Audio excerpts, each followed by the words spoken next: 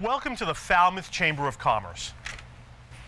The Falmouth Chamber is dedicated to working on behalf of our members to make Falmouth a better place to live, work, and conduct business. We are committed to developing the economic, cultural, educational, and civic interests of our community and welcome the support from all organizations to achieve our combined goals. Whether you call Falmouth home, are a summer resident, or a visitor, we hope you take advantage of all that the Chamber has to offer. Hi, I'm Bob from Crane Appliance. Since 1983, as a family-owned company, our goal has been simple: to give our neighbors of the Cape and Islands a great shopping experience. Rest easy knowing our professional team will listen to your needs and help you pick out the perfect appliances. We'll take care of everything throughout the sale, delivery, and installation process. And we even have our own in-house service department. Crane Appliance, we call the Cape and Islands home. Carlson Printing for all your printing needs. 508-548-7303 or toll free at 1-800-696-7303. Our email address is carlsonprinting@aol.com. Carlson Printing for all your printing needs. Hosting services for fctv.org are provided by MegaNet Communications. MegaNet offers a wide array of internet services including Mega Backup Cloud Service, server colocation, T1, fiber, Metro Ethernet, as well as telephone services such as hosted PBX and digital voice. Their number one goal is to keep your communications network up and running and allow you to focus on growing your business. 877-634-2638 or MegaNet.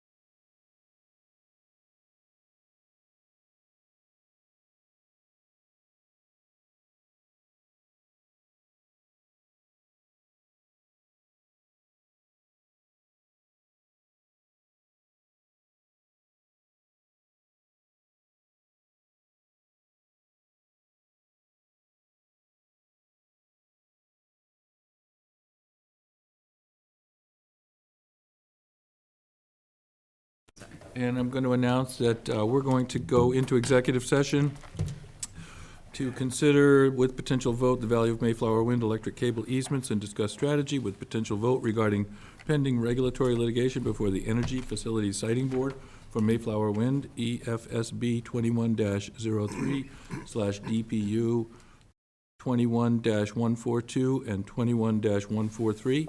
And the second item will be to discuss and offer a settlement of disputed demolition lien on property at 630 Wacoit Highway in imminent litigation. And Mr. Suso, I don't have the updated agenda with the third item. There's a third item. Oh, right. Thank you. Third item is to discuss and vote to authorize the town manager or town council to execute the Massachusetts State Subdivision Agreement for statewide opioid settlements with the Attorney General. Second. And by roll call? Scott Price, aye. Patterson, aye. Oh, Okay, sorry, go ahead. Scott Price, aye. Patterson, aye. English Braga, aye. Taylor, aye. And Brown, aye. You need one, Doug? Yeah, I guess Yeah. so. Thank you. Okay, and after 7 p.m. or soon thereafter, we may run a little longer with the extra item. And then we'll be back.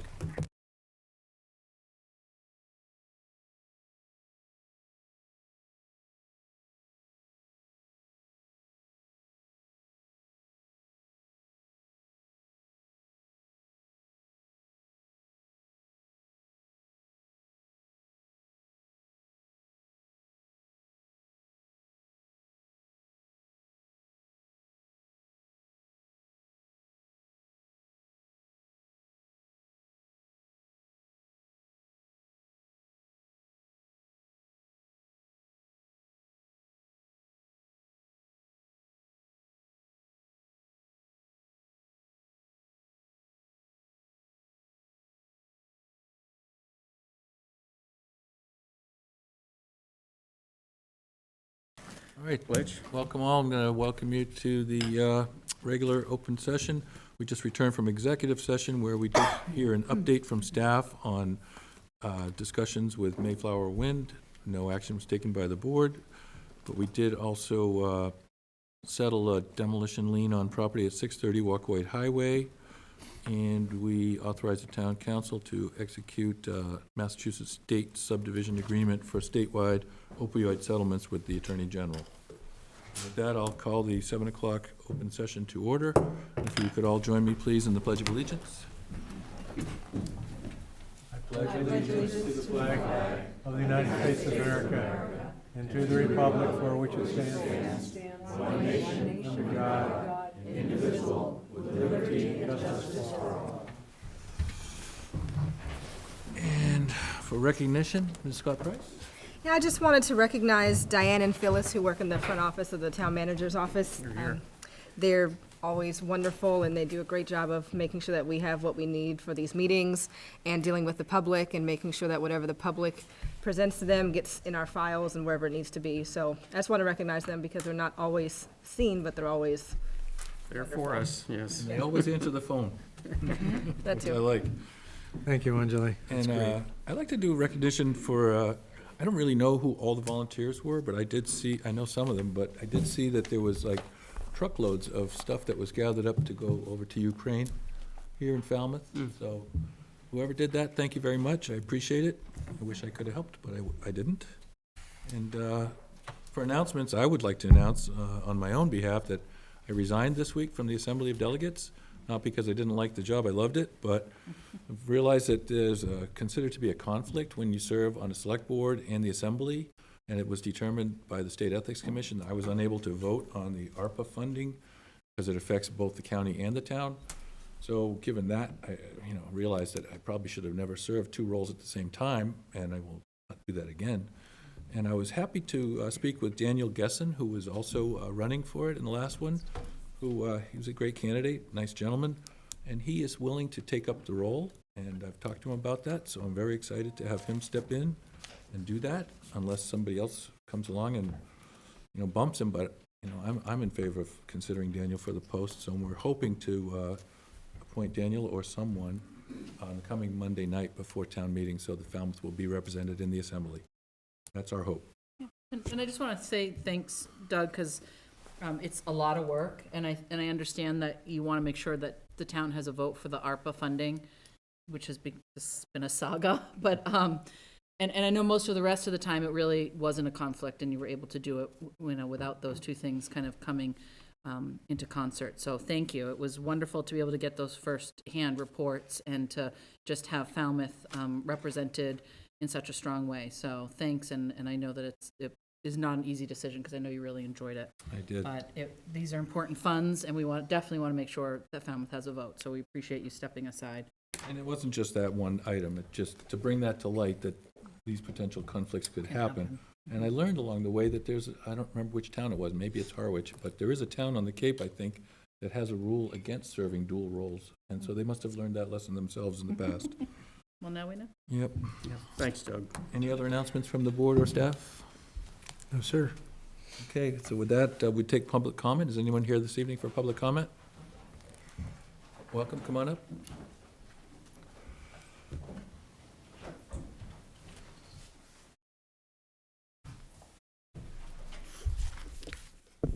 Good evening, Barb Schneider. I'm here on behalf of two different projects for two different announcements.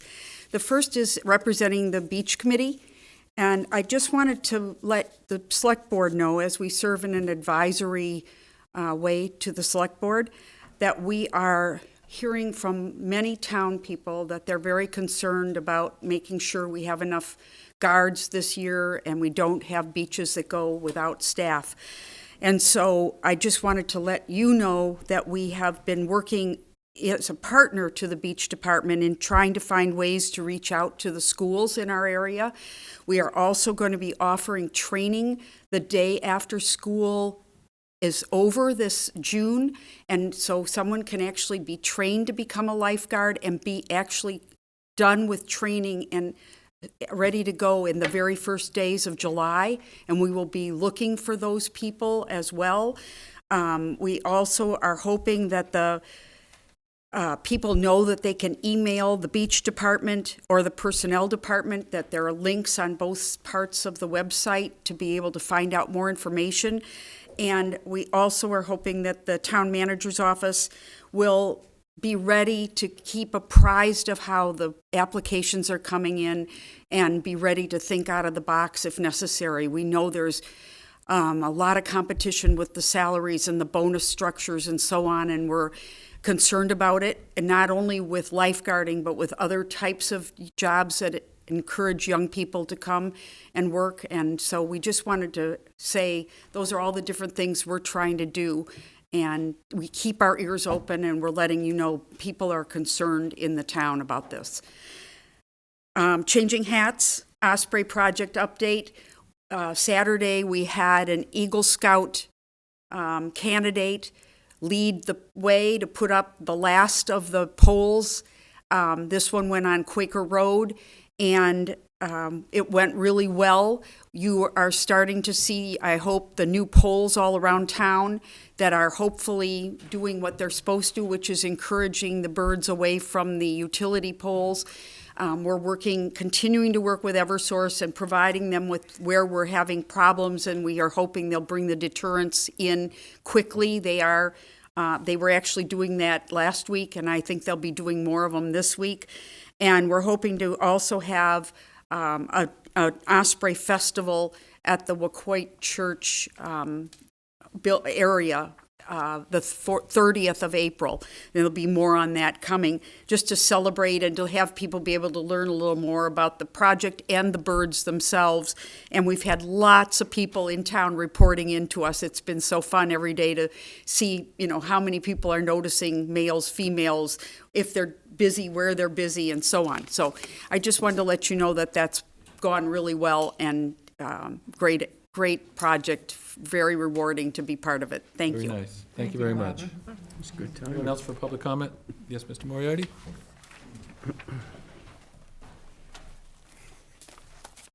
Good evening. Dave Moriarty, citizen of Falmouth. I'm just here tonight because I just want, for the record, I never got a chance for my ample opportunities to talk to Mayflower Wind. So I'm going to ask for one of those opportunities right now. I just want one of them, not ample, just one. And I would like Mayflower Wind to come to Falmouth and present themselves in the project to the citizens, so we could actually ask some real heart-to-heart questions, because the questions we need answered, they all have follow-up questions. And it's kind of silly to be doing it virtually, because it doesn't work.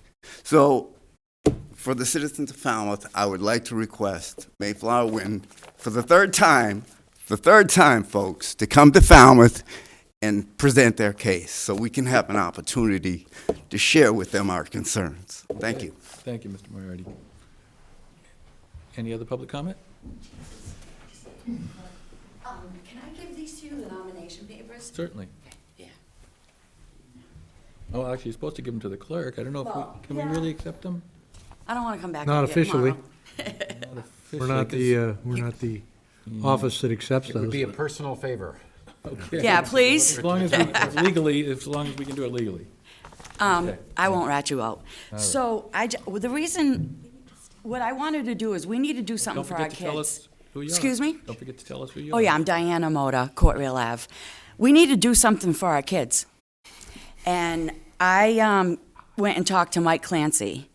And what I was thinking was like big brothers and big sisters, like in recovery, and pair the kids up with people in recovery, because I've talked to a lot of kids and it affects their lives, like big time. I took this one kid under my wing and he had 2 of his brothers die that overdosed. So I don't know if there's we could work, if there's any grant funds, if there's anything. And then we were gonna try to incorporate Rocky, because he's gonna start the boxing program again. We have to do something for these kids. I mean, I see these kids walking, like the other night, I called the police. There was 6 of them walking down Carriage Shop Road. I think one of them what are these kids doing outside at this time of night? And so it's like everybody forgets about them. And I just would like to get together with you guys and do something for these kids. And like when we just help us, you know, if we ask you guys something, just like look out for us, you know, just like he said, you know, have them come in and present to us, because we pay for it. Do you know what I mean? So we have the right to know. No, that's all. Just do right by us. Okay. Okay? Thank you. Sounds good. Thank you. Mr. Chair? Yes. If we could have Maura, sorry, if we could have Maura speak to the request to submit those papers. They are due tomorrow, so it is a bit of a concern. So Maura, Okay. if you could speak to that for us, please. Yeah, I just have a concern about that, but they need to be time-stamped, and I would just feel much more comfortable about having the person who's running for office submit them on her own, or to have one of her own designees submit them, because they do need to be handed directly to the town clerk's office. Okay, did you hear that, Ms. Mata? The town council has concern about us accepting the nomination papers, because they should be really go to the clerk and get time-stamped. No, that's fine, yeah. Okay. Here And they are. just so you know, they are due tomorrow. Yeah. Okay. Yeah, I don't, being lazy. Okay. No, Thank you, no problem. trying to multitask, we get it. Welcome, Mr. Finneran. Kill two birds with one stone. How you doing? Passing those down. Sure. Mark Finneran, Grand Ave. I'd like to speak about the fire station building committee that you put me on. And you can see in front of you the mission statement, which I actually had to get from Diane, and she is fabulous. And if you read that first part, the purpose, I can suggest to you that almost none of that purpose was met by an invitation-only process, which you will see further on in the paperwork that I gave you. I've spoken to you, several of you individually, as well as I've spoken to you as a group of my concern with this committee. July through October, we met, and I asked simple questions like, what are we building, and what do we need to house? And I got no answers, and I spoke with some of you again, and I said, I got the answers like, an architect will tell us what to build. The firefighter said it was only water cooler talk. But I was assured by one of you that just as in the senior center, the seniors did not decide what kind of building they were going to build, that the firefighters would not decide what kind of building they would build. And unfortunately, that's not the process. For those July through October, all I really got was we have $8 million budget and expired debt, and it costs $700 a square foot. Finally, in October, we were told that there was going to be a subcommittee for space needs, and I said I want to be on the committee. Mr. Suso instructed me that only one member from the committee could be on that committee due to open meeting law, which is absolutely untrue, as you know. I instructed him that that was untrue, and it was left that he would go to town council, and town council would make a ruling. That's the second and third page you have in front of you. So overnight, that committee went from being a space needs subcommittee to an invitation-only staff meeting. And of course, I wasn't invited. I actually had 4 of those staff meetings, and they came up with this document, the space needs study, 1 month later, which was unbelievably 10,709 square feet. And I was looking at all the stuff on my table, and I have plenty. And I said to myself, you got an $8 million budget. It costs $700 a square foot to build a fire station. I said, how do they come up with this number? And I said to myself, what would you do if you had $8 million to spend? I said, well, I'll spend $7.5 million. That way, if I don't go over budget, I look like a hero and I can buy some furniture. So if you take $7.5 million, and if you divide it by $700 a square foot, you come out with 10,714 square feet. Exactly 5 feet different than they came with their space needs study, which was by invitation only. And I might point out the only one on that committee that was able to participate in any of this was the firefighter. There's people on that committee that build buildings in downtown Boston, yet they were not provided any input. Furthermore, has any of you ever been on a committee where the committee doesn't take the minutes? In this case, the architect took the minutes. Or how about a committee where the chairman don't distribute the agendas? In this case, town staff, or Mr. Suso actually, pulling the strings behind, distribute the agendas when and if they actually do distribute the agenda in minutes. I have been very interested in this from the beginning, as many of you know. I totally support a fire station in Hatchville. I cannot support this process or this product. It was totally manipulated by Mr. Suso and staff. Mr. Finneran. There was absolutely no Let's not make this reason for a personal, please. 12-man, 6-bedroom, 6-bay Taj Mahal in Hatchville. And I'd like to resign from this committee. None of my ideas were taken or accepted, which were simply those that looked to benefit the taxpayer. This thing has gone from $700 a square foot to $930, and we're not done yet. Anyone who votes for this space needs study needs to study the space between their ears. It's just too much. It's too large. I'm sorry. I worked hard to get on this committee. And also remember, the first iteration of this committee, you advertised for it. I was the only one that applied. You had to beat the bushes 3 different times before you got people. And I'm not the only one that's quit because of the way Mr. Suso does business. And I won't be the last. Right, Mr. Until Finneran, I'm not going to keep entertaining these personal attacks. well, whatever. It's all. I'm all done entertaining this. Okay. But you really ought to entertain inviting Mr. Suso to retire. I think it's time. Thank you, Mr. Finneran. Mr. Chairman, I want to express the strongest objection to what we were just, the assault that just occurred here at a public meeting. I think it's totally out of order, and I want the record to show that. And there's no excuse for an unbridled personal attack by Mr. Finneran, most of which was based on false information, by the way.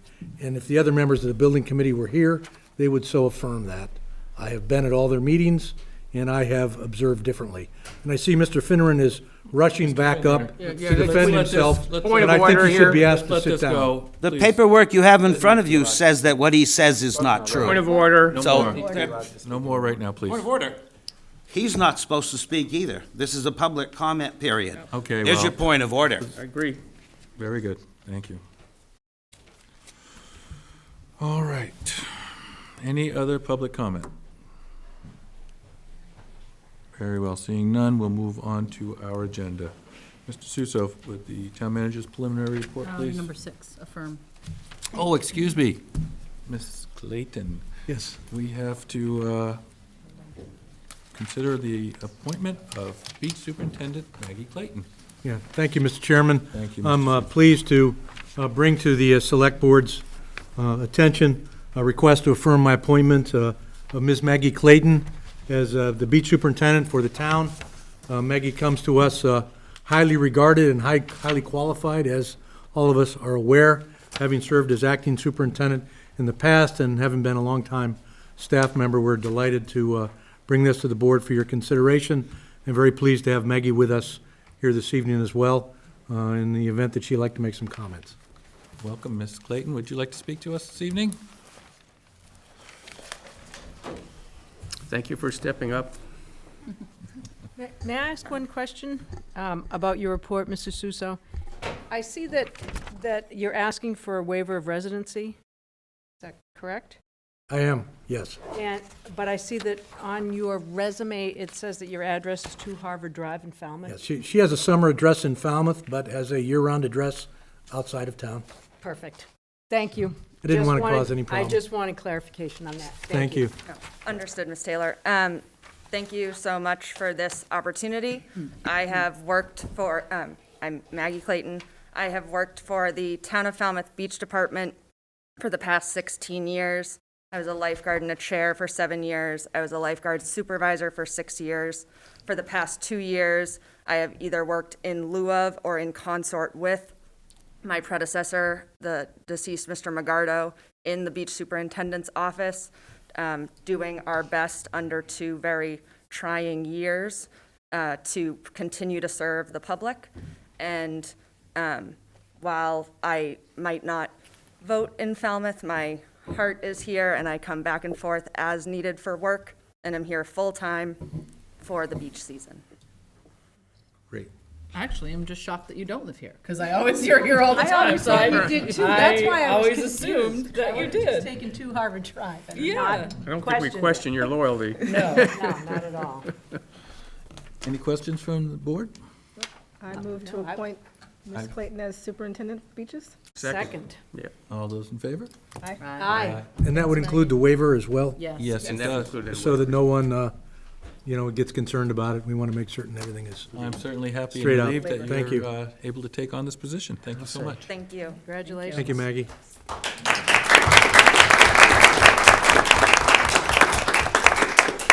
And now, Mr. Suso's preliminary report. Thank you, Mr. Chairman.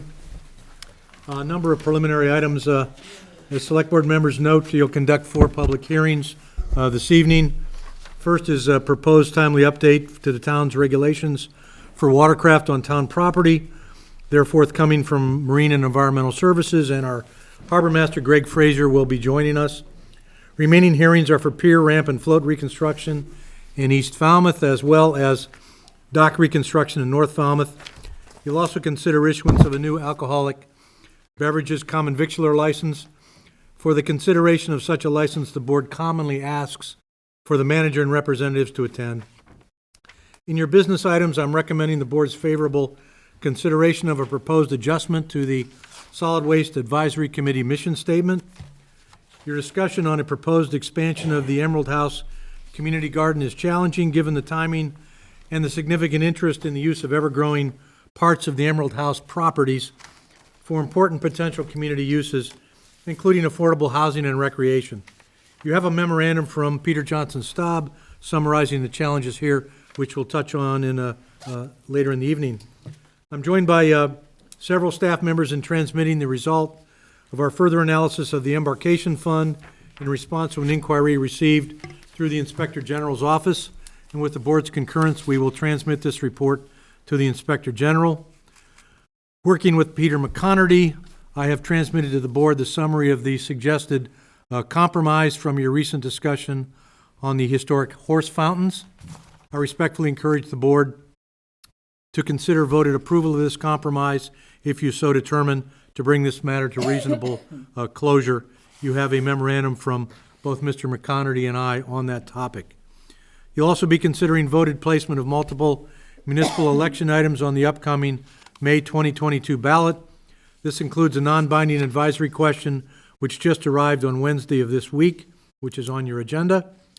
2 changes of manager for all alcoholic beverages common victular are placed as business items for the board, as again you traditionally have determined to speak directly with the individual who will be assuming management responsibility for the sale of alcoholic beverages, and that will be this evening later in your meeting. That concludes my preliminary report, Mr. Chairman. Thank you. Thank you, Mr. Suso. So the next item on our agenda is the vote to establish and adopt rules and regulations for vessels, watercraft, on town property. And this has been developed by Harbor Master Greg Frazier in conjunction with the Conservation Administrator Jen McKay. Correct. Is that correct? Yes, correct. Thank you. You want me to read this? Yes, please. Public notice of a public hearing. The Falmouth Select Board, under the authority of the Falmouth Home Rule Charter, Section C37, subsection H of the Code of the Town of Falmouth, will hold a public hearing to establish and adopt rules and regulations for vessels on town property for the Town of Falmouth. Hearing will be held on Monday, March 28th, 2022 at 7:30 p.m. in the Select Board Meeting Room, Town Hall 59, Town Hall Square. And this was published in the Falmouth Enterprise on March 11th, 2022. Welcome, Mr. Frazier. Good evening. So you all have a copy. I want to let you know it has been on the website for a while now for people to look at it. We got very, very few comments. Most of the comments that we did get on it we're thinking it applied to private property. It does not. This is town property only. I did send you some photos of some pictures that I took last week to give you an idea of how many vessels are on town property in the wintertime not being used. So this regulation was proposed after we researched other towns, and it's very similar to a bylaw that the town of Barnstable has in place and has had in place for a while. Very successful there. All of the dinghies are taken away from town property after November 15th and don't show back up until April 15th. And the ones that do stay are typically derelicts, and they're removed by the town and destroyed. And can you tell us how this might impact the use during the season of folks that might leave their boats on town property? There is a provision in here that says if there is a specific need to have access to a mooring or a dock, all they would need to do is provide us with information regarding that, and they would be allowed to do that.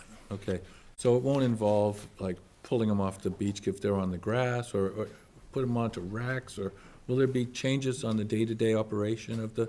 No, not at all. Actually, the real big change is that we want them removed in November and not to come back until April. There are some references in here regarding what the Conservation Commission wanted, but those are already regulations under the Conservation Commission rules. Okay. Right. That's not different. We talked about those, I feel like we talked about those maybe last year. That was last year, right? Yeah. Any other questions from the board? No, I just had a couple small grammatical edits, so I'll just pass these down. Okay. Any other questions? Is there a motion to approve? I had a question, Okay. actually. Could you pass that? Yes. Thank you. So, I was just looking at number 6. All vessels stored along the shores of the town owned by property shall display the owner's name and phone number. That just struck me as odd. As an odd process.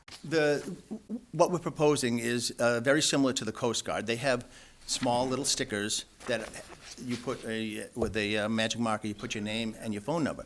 The reason we do that is almost every time there's a large storm with a large storm surge, vessels are pulled off the beach or where they're stored and float. We don't know, and the Coast Guard doesn't know, of whether somebody was actually in that vessel, so a search starts.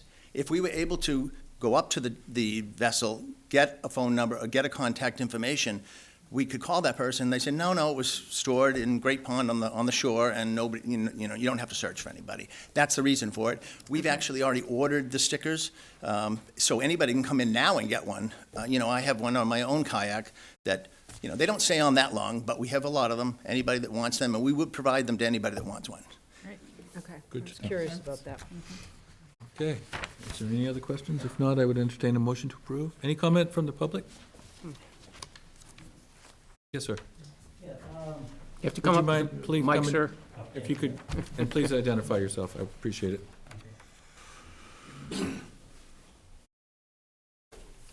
Don Sylvia, Falmouth, born and raised here. I've had a mooring down there since the 80s, and you're talking about that screw device that's going to go in the ground. I've had my dinghies stolen many times out of there. And with that there, someone can, if you can wind it out, naturally I understand you want to take it out end of the year, but someone can unscrew it also and take the boat and the dinghy. Now, to find that rowboat, which I've done in the past, it's in the pond somewhere down Shorewood Drive.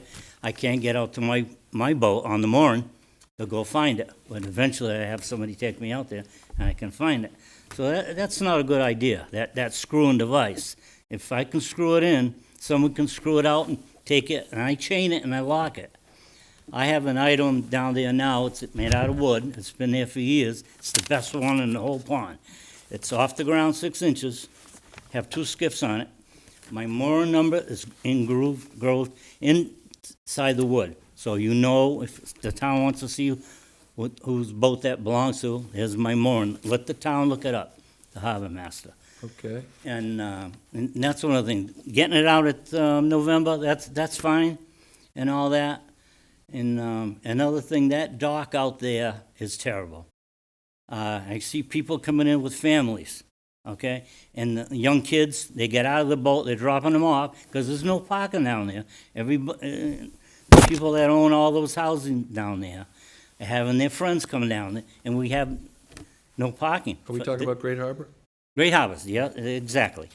And so there's no parking. I like to have a permit, like a beach sticker or a dump sticker, that I could park to get to my boat. You know, people are walking, that's fine, but you get 3 people walking down there, and and it's taking up room for an hour or two. You can't. And I have to go down, I have my wife go down, Falmouth Mall, she drops me off with my oars, and she walks all the way back, and it's a pain in the neck. You know, things gotta be done. So, let me get back to that family, drops off a bunch of kids, so they go up to their car. Now, the kids get off on that dock, and that dock is so rough, they're getting splinters, they're yelling, because it's, you won't see that in West Falmouth or Falmouth Harbor, that type of docking. All wood, it's rotted, the nails are sticking up. There's nothing being done down there. I don't know who's in charge or whatever, you know. Okay. I'm just so disgusted with what's going on down there. All right. You know, I don't know if anything can be done or... Mr. Fraser, can you tell us when there might be some... And one other thing before Okay. you get, All right. and that name on the boats, I'm not having my name on a boat with my phone number. If I have a mooring number, that's fine. If the town wants to give a sticker with a separate number, you know, they can look it up and see who owns that boat.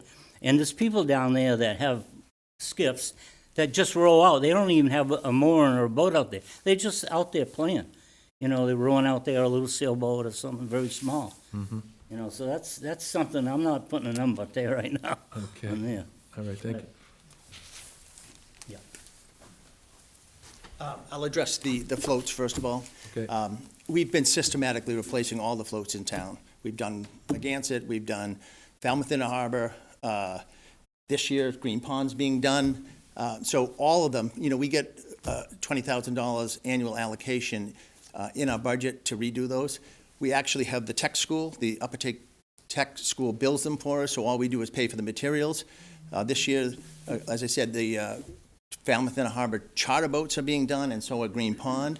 So, yes, Harrington, I assume you're talking about Harrington Street. Harrington Street is on the list and will be replaced as soon as it comes up on that list. As far as the problem we have, and one of the big problems we have with this in town is, if you walk on any of the shoreline town property, you can find a wide variation of what people are using to hold their dinghies. Some tie them to trees, some bury large old concrete blocks. Some people have rusty, big metal objects they don't use anymore, so they bury them. They're sticking up, they're a hazard to people that are unaware that they're there. They don't have this problem in Barnstable. Again, it only applies to town property. We're not saying that people that own the property can't put something different. But if you go into Barnstable, they don't have that problem on town property because they since the ordinance went into effect, it's unified of what you can do to hold your boat. I understand the concern. We don't have a lot of reports of people letting other people's dinghies go. Typically, when we have to respond to it, it just naturally washed off the shore because the tide came up so high. Okay. What about the wooden structure? Is that your structure? Is it on town property? Where you're tying up your dinghy? Do you know? Right on the beach. Okay. At Harrington Street? Yeah, right there. Right, so that is town property. Town property. So would you say that there's probably not? And the other thing too is Harrington Street is on the list for, you know, as you know, we also have money allocated in the budget. Due to COVID, we haven't moved forward with it, but now that COVID's winding down, to install dinghy racks at many of the very congested areas we're talking about. Harrington Street's definitely on the list. In fact, several places on Harrington Street, and then further down and further south and on Great Pond on the town side too, to have a place for people to put them rather than just on the shoreline. There'll be dinghy docks there, similar to the projects that happened in the town of Mashpee, and it's been very successful there. Okay. I know this is not on the agenda and not part of this, but to the question about the additional parking at Harrington, has there been any discussion about any possibilities of the Harrington Great Bay Street? I wonder if that presents any possibility of maybe some more parking? Prior to my time, there was some parking there, but the people that own the houses there found it to be a problem. We had the same problem out at Waquoit Bay, no parking on the access road because it's very difficult for the homeowners to get in and out of their properties. I wonder if the closure of Great Bay Road might present a new opportunity to take a look at that. Quite possible, yeah. Okay. Thank you. Okay. Yes, sir. Okay, Mr. Netto. Joe Netto, Precinct 9. Past public access committee chairman for the town of Falmouth in the 90s. If this regulation pertains to town property, are you aware that almost 100% of the complete west side of Great Bay is town property? We, the town of Falmouth, own the whole west side of that pond. So this would be a requirement that not only the local boat ramps around town, but on this time, we own the whole... Pond up to... No, not Perch Pond. Right up from Perch Pond, almost all the way to the end. Yeah. If you look at a GIS map of Falmouth, it sticks right out. That up to the road, the town of Falmouth owns. Mhm. So you're talking about a large piece. Just making you aware of that. Right. Thank you. Thank you. Any other comments from the public? Any other questions or comments from the board? I move we close the hearing. I would second. All those in favor? Aye. Aye. And is there a motion to approve? Is there any modification suggested, or? Well, I think the rationale is reasonable, so I would move to approve this update to the vessels on town property. Second, with the minor edits that I passed down. Okay. So I guess I'm in favor of it. I think it makes sense. Can I ask There one- are some concerns I figured there would be, but it seems like a logical approach, yes. Can I just ask, what will the educational process be in terms of notifying folks of this change? The biggest way we'll notify people is an email blast through the morning info system. We'll send that out. We won't be taking any action this year, obviously, until November. We'll ask people to remove them in November, but we'll send that, it'll be on the website, but we'll also send out an email blast to anybody that holds a mooring. Those are most of the people we're talking about. Will there be any opportunity to do like a case-by-case study that some might be more, existing ones might be more acceptable than others, or maybe there'll be a period of time granted to work through the transition? Or? Yeah, I mean, anybody that has a need, as I say, to keep it in longer or can't get it out for any reason, all they would need to do is let us know. Okay, thank you. Any other comments? If not, I would entertain a vote. Is there a motion to approve? We had a motion and a second. Second. All those in favor? Aye. Aye. Thank you.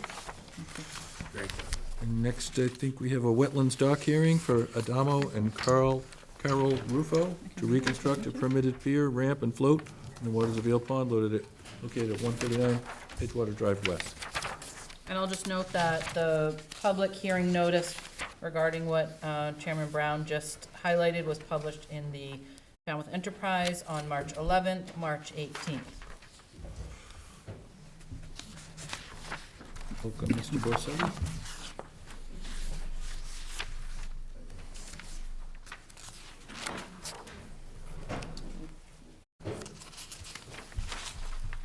That's the one you're gonna see after.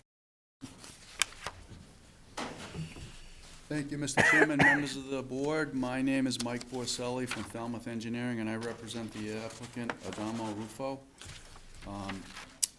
The applicant owns a property at number 138 Edgewater Drive West. In fact, I was before you briefly a few months ago to get permission from you to apply to the Conservation Commission. The reason I was before you was because the dock actually crosses a salt marsh under the ownership of the town of Falmouth. You voted and authorized me to apply to the Conservation Commission. We did go to the Conservation Commission. The Conservation Commission reviewed the project, offered some suggested alterations, changes, which were taken into account, and a revised plan was submitted, and the Conservation Commission issued an approval in the form of an order of conditions that allowed this dock to be reconstructed.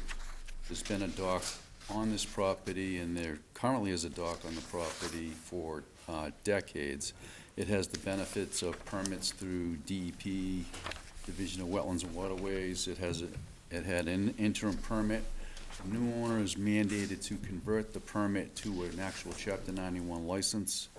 We saw the opportunity to repair the dock, improve it, make it more usable for him, and also to be better environmentally. The existing dock is a very low-profile dock. It crosses just above the salt marsh. It shades the salt marsh out almost entirely, and the new dock will be elevated such that that shading will be eliminated. If you look at the second page of the plan, you'll see a profile view, and shaded in a lighter pen weight is the profile of the existing dock. You will see the new dock is elevated above the salt marsh, as is required by DEP in the Division of Wetlands and Waterways, two state agencies. The elevated profile provides for public access under the dock. It also provides so that shading is mitigated. The new dock will be fitted with decking also that allows for sunlight penetration. The dock is designed to be within the same footprint and alignment as the existing dock. It'll just be rebuilt and improved as part of the process to get a new Chapter 91 license. With that, I'm happy to answer any questions. Questions from the board? No, looks like an overall improvement. I have one question about the amount of projection out into the waterway compared to the overall width of the waterway. It looks like it's a little tight there, but I just It wonder. is a little tight. This is in the very upper reaches of Eel Pond. The actual edge of salt marsh is here, so the projection over water is about 12 feet. And the distance from the salt marsh edge to salt marsh edge, I would estimate it as about 120 feet. So it doesn't project out more than the 25%. Okay. I see you've done your best to keep it to a minimum. Yes, and I did also, as with all docks, submitted it to the harbor master for his review prior to submitting to Conservation Commission. Okay. Any questions or comments from the public? Yes, sir. Would you come on up and How far? please identify yourself at the microphone? I'm sorry. You just have to need do it use at the mic. microphone. People at home might Sorry. be interested. I'm Donato Antonellis, actually a friend of theirs. Okay. But I'm a little further down, and I just want to make sure it's opened enough so we can come to the waterway like he can. Right. And I'm not sure how far from this dock to the other dock it is. I see 32 feet on the plan that I have in front of me. Okay. Is that so- right, Mr. Borselli? Yes. So ours is about 8 feet wide, so we'll be able to get through, even though there's two. Because there's going to be one boat on one side and a downwards boat on this side. Right. Sure. Yes, we're very much aware of the congestion in this upper reach of the pond. This dock across from ours will have a vessel on it, and Mr. Rufo will have a vessel on it. With both vessels, taking into account their beams, there's still access between the two docks for you to be able to navigate through the channel. This is basically gonna be rebuilt effectively in the same exact place that it currently exists. It's just become dilapidated. I'm going to take a guess it'd be 20 to 24 feet between the boats. 8-foot beams on these boats, maybe? I would say 8, maybe a little, maybe 10 on one of them, Okay. yes. But still adequate width to get in between. Okay. Yeah. Is that- Okay with that. Just don't have too many beers before you head home. Okay. It's medicine. All right. Any other comments or questions from the public? And with that, I'd entertain a motion to I close the would hearing. move to close the hearing. Second. All those in favor of closing the hearing? Aye. Aye. And is there a motion to approve? So moved, as conditioned by the Conservation Commission. Second. All those in favor? Aye. Aye. Thank you, Mr. Borselli. Next, we have a wetlands dock hearing for J. Rao to reconstruct a dock in the waters of Wing Pond, located at 124 North Falmouth Highway, North Falmouth. And I can read that. Falmouth Select Board will hold a public hearing under section 240-14.8 Wetlands Regulation of the zoning bylaws of the town of Falmouth on Monday, March 28th, 2022 at 7:30 PM in the Select Board Meeting Room, Falmouth Town Hall, 59 Town Hall Square, on the application of J. Rao for permission to reconstruct a dock in the waters of Wing Pond located at 124 North Falmouth Highway, North Falmouth. Area affected is Wing Pond. And this was published per order of the Select Board and Falmouth Enterprise on March 11th and March 18th. Welcome, Mr. Borselli. Thank you, Mr. Chairman. Again, for the record, Mike Borselli, Falmouth Engineering, and I represent the applicant. The applicant is proposing again to rebuild an existing dock. This one is on the freshwater pond in West Falmouth known as Wings Pond. It's one of a limited number of properties on this side of the pond. If you've been in the area, this house is nearby to the bogs. You make access to a long driveway off of West Falmouth Highway. You actually cross the bike path. And then the area where the public parks and walks through the bog area is south of the property. The property has the benefit of a significant water frontage on Wings Pond, and there's a small dock there now. And the owner has applied for permission to rebuild this dock and make it more usable for passive recreational purposes. There's restrictions on motorboats, and there's no plans for any type of motorcraft. This would be for fishing, swimming, kayaking, canoeing, things like that.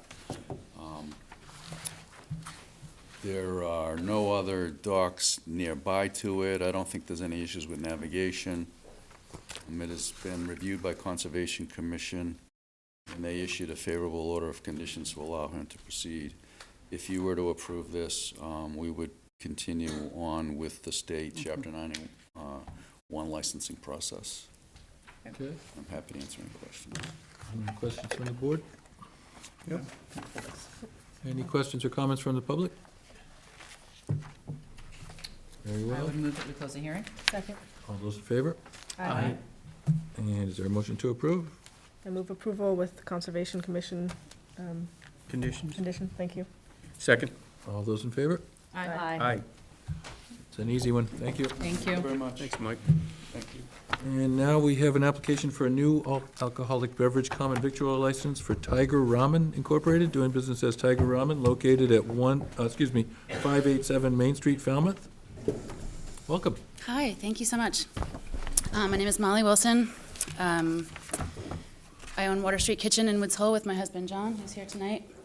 I'm currently the owner and manager of that liquor license, and we are making plans to open a new spot on Main Street. The concept is a ramen restaurant, and we'd like to apply for a new liquor license. And this is in the space that Sean Daly's Correct. cafe is in, right? Yes, Okay. so currently a restaurant, but not currently holding a liquor license at all. Okay. All right, and now some questions from the board. Is there any? No, I mean, I think Water Street Kitchen is, we know their track record. I don't think on my time on this board, we've ever had a complaint come out of Water Street in terms of issues with any issues, but particularly germane to this, issues with their alcohol license. They've run that restaurant for a long time and done right by their alcohol license, so. And as good as Water Street Kitchen is, I can't wait for this to open. Thank you. Yeah. We're very excited as well. I think this is the one thing my son has watched in the 6 years, because all he ever says is, this town needs a ramen shop, so We we heard agree. this was happening. Is he old enough to drink? Not yet, but he'll eat a lot of your ramen, so don't worry. I'm sensing some bias here on this Yeah. board. Yeah, All right, so are there any actual questions of the license or the No, I mean, premises? we'll just say the same thing that we always say, which is, obviously you hold the license, so even if you're not on the premises, Okay. you are responsible if there are issues. And in terms of your staff, are they gonna be tip certified? The Yeah, folks who handle- absolutely. And in regards to that, John is also here tonight, and he's on the agenda later to transferred as the manager of the license at Water Street. Because the idea is he will be spending more time there, and I will be spending more time at the new place. So assuming that's how you'd like it to be, that's sort of the course that we decided to take. And it looks like there's no real changes to the building? No. And will there be any outdoor seating or enclosed areas? Yes, there is outdoor seating on the application. It would be, contained with a rope. Yeah. Okay, very good. And I see a question in the back there?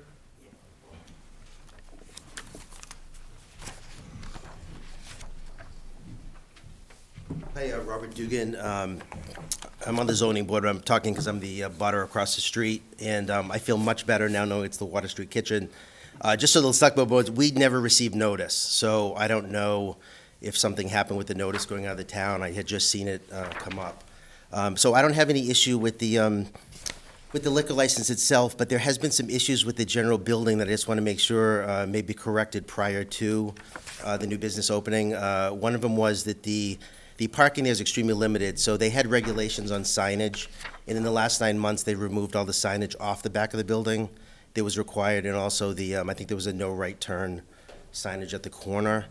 And then as far as the outdoor cafe, as long as it is roped off, I didn't know if there were any hours of operation. And I know that license itself was limited, I think, to 16 seats inside and outside. I don't have any of that in front of me. Or 2022. Yep. So that's just my main concerns. But again, I just didn't know this was on the agenda tonight because we hadn't received notice. Thank you. Okay, can we look into that, Mr. Suso? Certainly. And see if there's a proper notice? And we may have to vote it one more time if we find out that we realize that we didn't notice properly. And given that, should we postpone the vote, or? Does that mean a delay in a vote? Maura, can you give us any guidance on that? Probably. We're uncertain about notice, so should they proceed?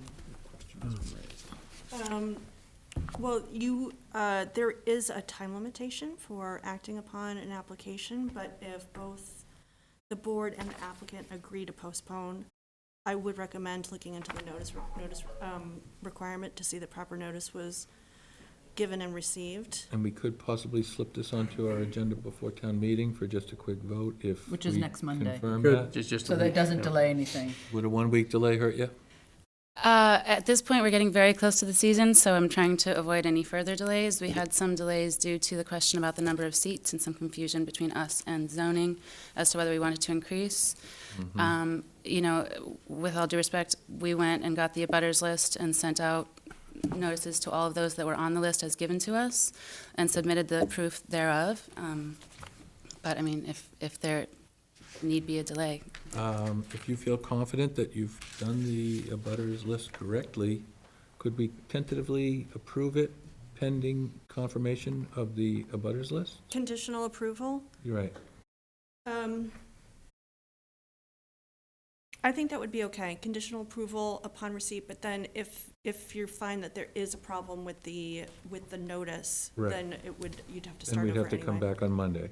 Well, no, the application would have to, we should have to start over with the application. So I would move that we continue this hearing to April 4th, and which is right before town meeting. Okay. So that we can confirm. And if we find out that there's no problem, we're gonna notify the applicants and they don't need to appear. We've already had But we will have actually closed the hearing, and we'll postpone the vote. Is that a legal possibility? To close the hearing and then postpone the vote? Right. You could do that. So may I ask a question? If we notified the abutters as were presented on the list that we got from the office here, if one was missed through no fault of ours, how is that going to affect our process? Are we then starting the application process over again because there was a clerical error within this office? I'd have to take a look at that and investigate. I will say, though, that I understand from the ABCC this spring that they have extra manpower and they're processing all of their applications very quickly. That's good to hear. Just due to the seasonality of this town, not even so much as far as sales, but as far as finding staff before they have all committed to their summer employment, we're feeling pretty pressed for time to get open as soon as possible. So we've already made the imperfect decision to try and open perhaps prior to the state approves. So we really are trying to move this forward as quickly as possible. And I understand the circumstance, but I'm just wondering what the process is if the mistake was not mine. Right. And also, and given the fact that the abutter who was not notified is here saying there is no issue. Right. And they found out about it and made it, and it was in the enterprise. So in other words, can we direct staff to track down an answer for the applicants within the next couple of days? Because if they have to refile or whatever it might be, obviously it's going to be to the detriment of a business that we hope goes into the space and can succeed. So I think we also have the opinion from town council that we could continue to vote contingent on checking the. no, because Oh, no. if it's Oh, not that's good, right. then we Then have you- to start all over. then We're you'd just have going to to go postpone back. our vote. Right. Yes. So I would move that we've closed the hearing. Right. Correct? So I would move that we postpone our vote until the 4th of April at, time do we get there? 7:30. Oh, no, it'd have to be 6 earlier. We're gonna meet. 6:30 is when your meeting 6:30 normally PM, starts. And that if everything is in order, the applicant does not need to appear. We've already questioned the applicant, and it would simply be us taking the vote. We would let you know it's going to happen in advance, but. So the issue is making sure the steps were followed properly, not that an abutter may have a complaint after this meeting, because I think that's been established. Well, we don't want to vote it now, because if we vote it and we find out that the There are procedure was others. flawed, you're gonna I have to start understand. over. Yep, So okay, that would really be bad. okay. Really looking out for your interest as much as Thank anything. you. Thank you. You don't want to start the whole process over. I do not. That's my motion. Second. Second. All those in favor? Aye. Thank you. So either come back next Monday at 6:30 or, Well, we'll let you We'll know let you know. Or not. prior Yeah. to the meeting, and I don't think you should need to come back either way. If there's a problem, It's not here. coming back isn't gonna help. Okay. If there's not a I will problem, follow up. you probably won't need to. We'll be in touch. Okay, It would be at Lawrence School, not here. Okay, right. thank you so much. Okay, Thank thanks. you. We have the ability to begin a select board meeting earlier Correct. on that town, if there's something I want Should to we put on need the to. agenda. Yes. Thank you. Now, the next item is to discuss and vote new solid waste advisory committee mission statement. We've allowed 10 minutes, but maybe it could be quicker. Who's going to speak to this? Okay. Welcome. Thank you. My name is Alan Robinson. I'm Chair of the Select Board-appointed Solid Waste Advisory Committee. One other member of our committee is here too, Mark Finneran. Our committee has prepared and submitted this mission statement, which is on the board, and which you, of course, received in advance of the meeting, so as to better reflect how we as a committee are approaching our committee's responsibilities, to share our aspirations, and to communicate with you, the administration, and the community as a whole, how we seek to partner with you all to turn these aspirations into achievements. You've all had a chance to read this, so I'll just say we'll be happy to answer any questions and discuss any of the mission statement's elements with you. Great, thank you. Thank you. I wish we had the old mission statement. I didn't take time to. I have a copy of it, but somebody could read it if. Would you like to do that? Would anybody else like to read it? I'll read it. Sure. Thank you. I have it here too. if you'd like. You're much better reader than I am. I don't know about that, but I got the basics down, so. This is from 2017. In 1989, Falmouth Town Meeting created a solid waste advisory committee to help the town move towards an integrated solid waste management system that would integrate trash, recycling, hazardous waste management, and other solid waste such as large household items and construction and demolition debris. An integrated approach to solid waste management was recognized as the best way to deal with emerging fiscal, environmental, and public health challenges posed by municipal solid waste. Municipal solid waste disposal. This approach includes a coherent townwide policy on all types of trash, recycling, hazardous waste, and food waste, participation not only by residents year-round and seasonal, but also by town departments, visitors, event planners, and local businesses, continuing public education and outreach as part of the process. Since this is a rapidly changing field, the Solid Waste Advisory Committee strives to provide accurate, up-to-date information on solid waste issues and to make recommendations when and where appropriate. So this is not really a big departure from that. This sounds more like a mission statement. Yeah. Yeah. I agree. Like this, I get it, we were creating it when it was happening, but what you guys have done sounds more like a mission statement. Any concerns or I think it's well grammatical written. errors? No, it was, it was good. I think it's well-written, and I would like to move to approve the Solid Waste Advisory Committee mission statement. Second. All those in favor? Aye. It's great, thank you. Alan. Good, thank you. Amy. Okay. Perfect timing, right? Vice Chair Amy Roth has joined us too for the applause stuff. I was on the fence, I wasn't gonna vote until I saw her. The author, the primary author. All right, Thank you, Amy. Thanks, Alan. Thanks, Alan. Thank you. Next, we have a discussion and request for expansion of Emerald House Community Garden. For this, we've also allowed 10 minutes.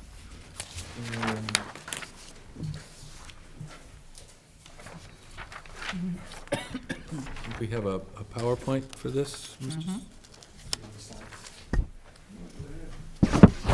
No, I'm not speaking, I have slides that Dick provided.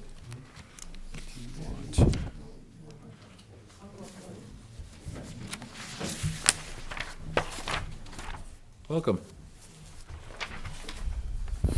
Good evening, Joe Netto, Precinct 9. One of the few remaining members of the Emerald House Committee.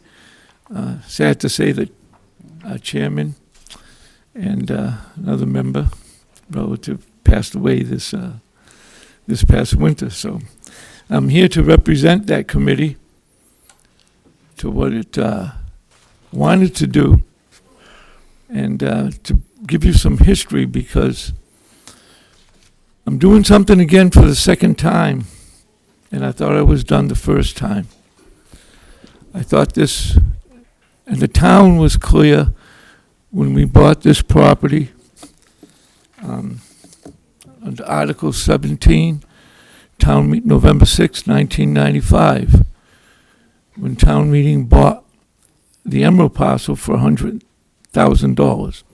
We didn't buy the second parcel, which should be called the Reposa parcel, until 207, even though the town meeting article wanted to buy both of them at that time. There was some problem with probate, but we now own two parcels. And I think that's is what causes some confusion. 67, the Emerald parcel is where the Cape Verdean Museum, where the service center started, the thrift shop. Where a year ago, you let us start a garden, and Pam will get up and give you some reasons, for the expansion. But I'm here tonight because we have a problem. We just don't quite understand what the use is for this parcel of land. Some people just don't get it. I'm sorry. I supplied you, and I think you all have, the article, Yes. the original deed, and the 50-odd pages of discussion when we bought this parcel of land at town meeting.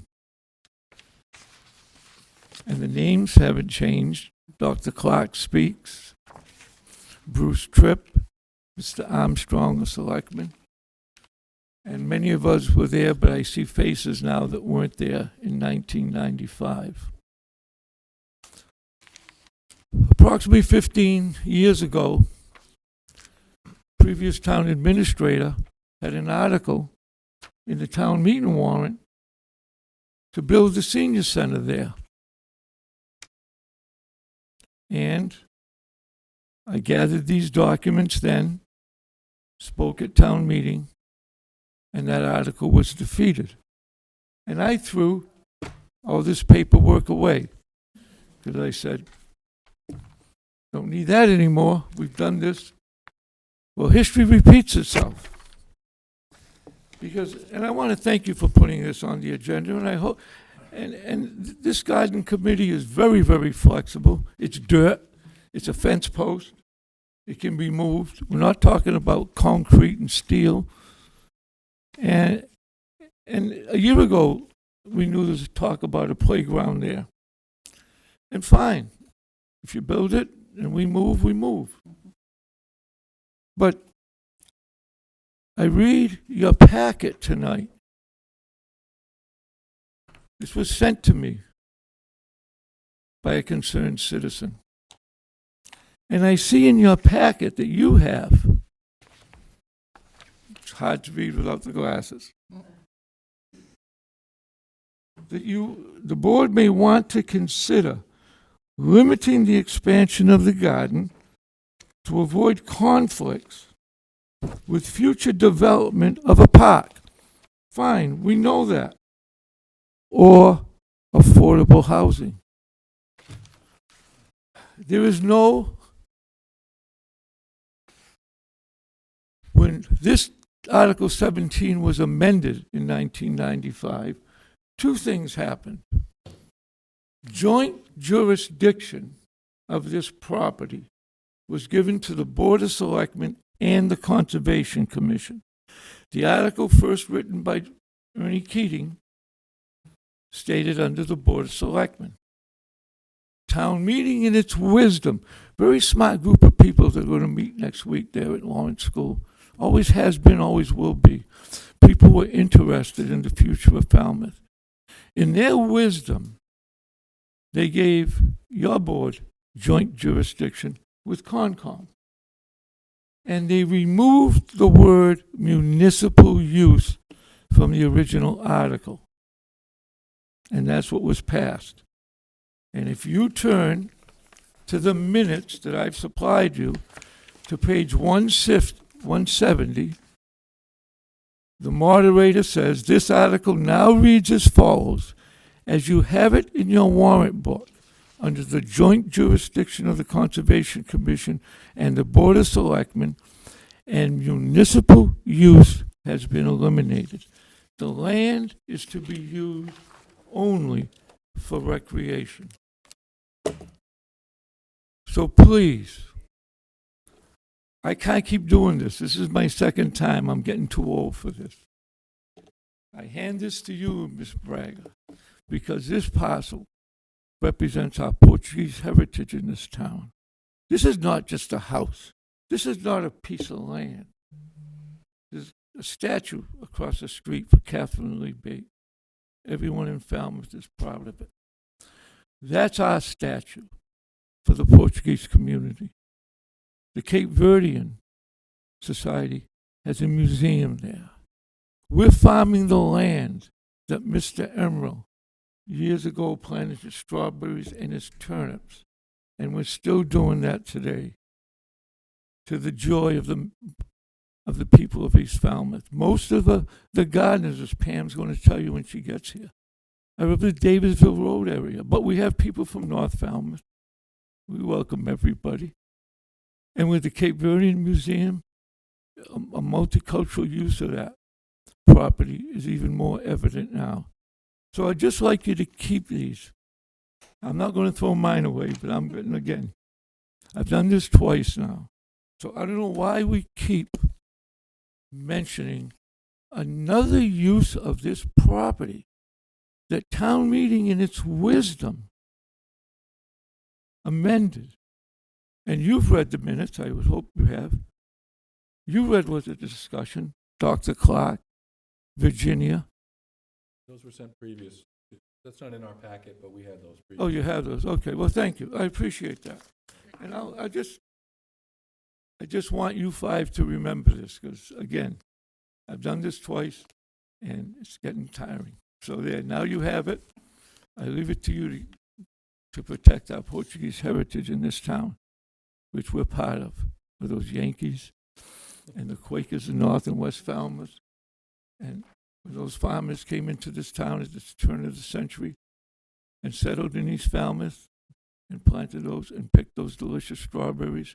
And many people don't realize the second crop was turnips. And that's how you got two crops out of one piece of land in 2 years. So Pam, if you want to tell them why we need all this, and again, thank you for your time and your consideration, and we're willing to do anything that you want, but can we just, for once, remove other uses of this property? Thank you. Thank you. Hi, my name is Pam Wolf-Schumacher, and I'm here representing the Emerald House Community Garden Committee and all the gardeners. And I'd just like to make a few brief points in support of our request to expand the garden. It would just, I'll try to be brief, but I also am a little nervous, so I want to make sure I cover everything. This expansion would allow us to add some 18 new plots, and right now we have 34 10x10s, and then we have 2 raised beds, which are like 4x8 for people who can't bend over a lot. And we also have 2 wheelchair access beds. But this one would allow us to add 18 like 10x20s for some people who have been doing it for a while and they want to do more. And also I guess it's like the big question is, why should we want to expand? Well, I forgot to thank you all for approving the use of this land for the Emerald Garden to start, because I was so excited when I heard about it, because I could walk there. I have neighbors who could walk. It was so nice to have something in our neighborhood. And but also what we found is there's such a strong demand right now. Just to give some perspective, Farming Falmouth, along with East Falmouth Village Association, once they got town approval, they helped start up the garden by creating a committee in November 2020. That was like, 16 months ago. The committee started up in 2 months. Well, we started we broke ground in November, which basically was just to till it, but we didn't really have anything to show for it, right? So when you're trying to promote a garden, usually you think people want to say, oh, well, what does it look like? And what kind of, what is it? Well, I have to say that in 2 months, February and March, we had about 50 people apply. And so we knew we were going to have a waiting list then. So we were able, in just that short time, sight unseen, 50 people applied online. So then we had 34 10x10s, raised beds, and the rest remain on a waiting list until they were contacted this winter. We only had 5 people leave. And that was due to extra grandkids. Some people got sick. Unfortunately, one of our members passed away. But anyway, we just had 5 gardeners from last year didn't return. So now we're completely full. So I know it would be really easy to find enough gardeners to fill in those spots because we'd have more than a year from now. Another thing I want to push is that, second, we really want to promote diversity in the garden. When we first started the Emerald, the Cape Verdean Museum, we didn't even know about. Okay, so when we started promoting, literally, I walked streets, I was giving flyers out. We went north of 28 because we wanted to have all kinds of neighborhoods. We didn't want just people along Davisville and really nice homes. We wanted to promote it, so we did it through the schools, different contacts on our committee. But now that the Cape Verdean Museum started up, we have a really good cooperative relationship with them. And we've given them 2 plots at no cost. And they bring visitors through the garden because they can show the heritage, the cultural heritage of different plants. And we have the 100-year-old, grapevine, which is there, which is so cool. And it's a really nice connection with the past. But what we plan to do, I've been talking with Barbara Burgos, who's a curator, and then the board of directors there, the board, that we were going to work together with the museum to promote signups within the Lusophone community. Using their website, networks, whatever, because when they bring people through, they always want to say, well, how can I have a part of this? And we're like, well, sorry, we have a waiting list, 15, that was last summer. So anyway, I hope I'm not going on too long, but we really have received great feedback from our gardeners. The ages range from mid-20s, mid-80s. We had a higher priority for people with children, who are going to the grade school or any Falmouth school. Vast majority of our gardeners are from East Falmouth, and then they stretch out to North Falmouth and even down to Woods Hole. There is a demand, and many of them, even some of the gardeners who are in their 70s, said they had never grown vegetables before, only flowers, and they love the experience and the community it provides. So that's why I really want to try to push to have more space, because we do have I think we could really improve. I think diversity is a really wonderful thing to strive for, because we don't want just people who can afford to go to Mahoney's and really expensive places. We want people to learn how to see how much produce they can grow from just a few packets of seeds. And along with we've been able to share instructive sessions. With Andrew's Garden, so people have a lot to learn, and anyway, I keep going on, but I just want to see if I missed anything else. Okay, Is thank there any you. questions? I have one, unless anybody wants to go first. Will we still have access to the back part of the property, in case we want to do that playground? We can still get to the driveway and get by the garden? Yeah, actually, there's a map, wasn't it on this thing? I saw the map, how the garden expands to the property line of the adjacent property, but I didn't really see the part where the driveway goes, and I wasn't clear. You if mean were- the driveway to the right of the museum? Yes. Well, any driveway. Is there still, once you expand this, will there still be access beyond the garden to the back of the property? Yeah. I didn't really, Got it. Our expansion. I didn't really have that whole map, is to no. the south. We have a small version of it. Oh, okay. Oh, That is okay. a big one. Now, there's expansion, there you go. The expansion is this way, not that way. Playground over here. Okay. This is the other parcel, the proposer parcel. So your garden ends here, and this is Right. still open to get to the back? Right. Yep, Okay. that's- Yep, there's the back there, Okay. there's David, yep. Right. Yeah, and on the side that faces Davisville, there's actually a really good section, it's all vegetation. Right. Yep. So it maintains that really green look Buffer. of Davisville, Right, yeah. but if, just saying, if we wanted to get back there, we could. Yeah, okay. absolutely. And then we also have, I mean, there's a field behind the garden too, directly Yeah, behind. that's what we'd so want to it's- get to. Right. Right. Yeah. I mean, actually, right behind, you can actually see, there's a lot of space there, but then there's a ton of space on that side. The garden is going south, down Davisville, not west. What you're talking about would be towards Green Pond, which would be Okay, I the guess I west. did misunderstand it, because I thought you were Me moving too. toward the number 81. Correct, which is south. But we're Okay. still, and we're still, There is a map of okay, I was hoping we would have that. Uh, and we're still, there's a buffer, we're not going up even to that property line. Right, it's 5 feet away, right? Yep. Yeah. You have it, I didn't know what was in there. See that What- one right above? Good. If we can enlarge that for the folks at home? No, that really Yeah, doesn't. that shows. No, that's I not. think the that site plan doesn't that address we what have here is those- good. That's the map. Yeah, if we could make that bigger, just so folks at home know what we're talking about.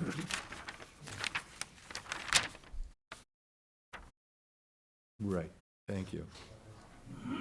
So the blue outline is the existing garden, and the yellow is proposed. Yes. Okay. And there's still a buffer to the proposal parcel. Right. And that is separate from the, everything I read from town meeting was only on the Emerald parcel, which is 67. Right. Davidson. And of course, we can always move up a few feet. or Okay. certainly. Thank you. Questions or comments from the board now? I think the idea about just putting something in writing that if we do agree to allow them to expand, that if we decide to use this for a park or another space, that we would need to discuss the terms of that. I think A that's. rearrangement of the garden of Yeah. some kind, if it becomes That condition, necessary. yeah. Pull up fence posts and, you know. I think it's easy. Just a reconfiguration. Yeah, I mean, for a park, like. Just as an example, if we decide that we want to put a neighborhood park there or something. I'm just saying it's really We're easy talking to. about the multi-use, Yeah. yes, for children of The all all- abilities, all-inclusive play all space, inclusive. yeah. I would think that would be a wonderful use to have even more garden and, you know, like, of a park area, because then you bring more people and the kids can see Right. where produce comes from, you know? Right. And it is recreation, which is what town meeting voted. Right. So- Okay. It's nothing more relaxing than gardening. Thank you. Eating the food that you are. Mr. Chair, we got a favorable recommendation from the Cape Verdean, Cape Cod Cape Verdean Museum and Cultural Center from Wesley Light, the president. Thank you, Mr. Patterson. Any more comments from the public or questions or concerns? Any questions or comments from staff? Okay, sir. Is there a motion to approve? I think, Angie, was that your motion? Yeah, a motion to approve, I don't know how to say it, and then put something in writing. Conditional upon that, you know, it's revocable if we need to gain access or whatever. Amendable, yeah. Yeah. Change of usage. Second. Okay, we have a motion and a second. All those in favor? Aye. Thank you. Thanks for the great explanation. Appreciate it. Good job, Mr. Meadow. He's leaving smiling, that must be. Report to the select board on embarkation fund. I guess, Mr. Suso, you have that? Yes, thank you, Mr. Chairman. The board's in possession of a 3-page summary report that we developed working with myself, Finance Director Jennifer Mullen, Town Council Maura O'Keefe, Senior Counsel Frank Duffy, Police Chief Ed Dunn, and Fire Chief Tim Smith. It responds to the 3 specific inquiries we received from the Inspector General's office, and I can walk through those if that would be helpful, or we can transmit that as submitted or answer questions for the board, whatever your pleasure would be. Yes, Dr. Taylor? I'd just like to make a comment, and I don't know how any other board members feel, but from my perspective, it is unconscionable that this complaint was filed by one of our committee chair people. I find that offensive. I find that this is a mark not only against the town manager and the director of finance, but also as the board who oversees the town and the town's finances. So I am offended by this.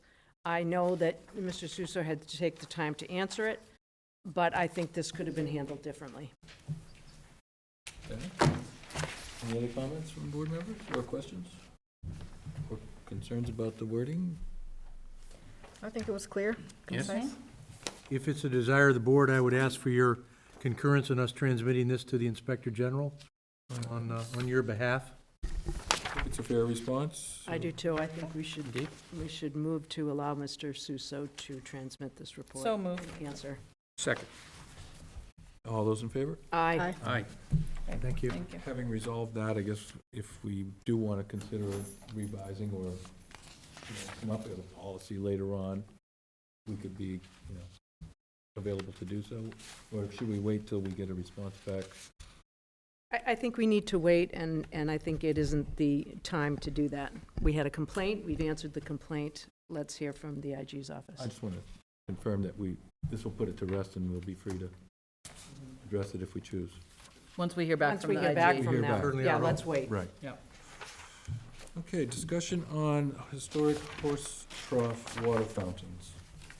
Last time we discussed this, we talked about potentially compromising on, there was some folks in town wanted to move both water fountains, and Mr. McConerty pointed out that at the time, it was widely publicized, there was newspaper articles and so forth, and DPW put a lot of time and effort into refurbishing and locating these horse troughs at the Gifford Street Water Station as a nice welcome to the new $41 million plant there. And there is a compromise proposed by Mr. Suso that we move one water fountain down to Woods Hole, where it would be highly visible and appreciable by the public, and leave the other water fountain at its existing location on Gifford Street.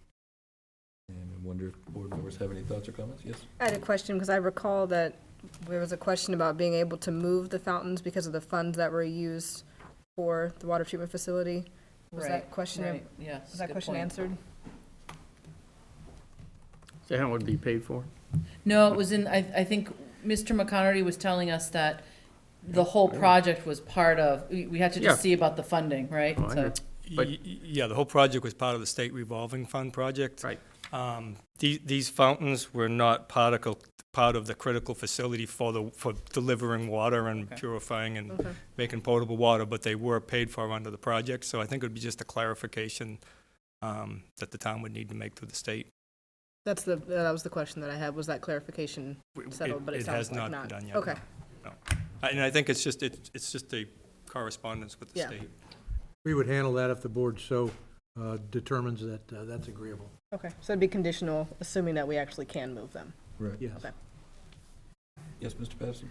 Yeah, what bothers me, because I think that one of those fountains sitting right at, on our green would be much more visible by a lot more people than keeping it where it is in front of the water treatment facility on Gifford Street. It's just such a great historical contribution to the culture of the town that I would love to see it on one in the Green and one in Woods Hole. Again, to kind of help tie us to the past and how we used to do transportation in this town. So anyway, that was my only regret, because I think having it more visible to the many people that come through Falmouth would be a nicer way to resolve this.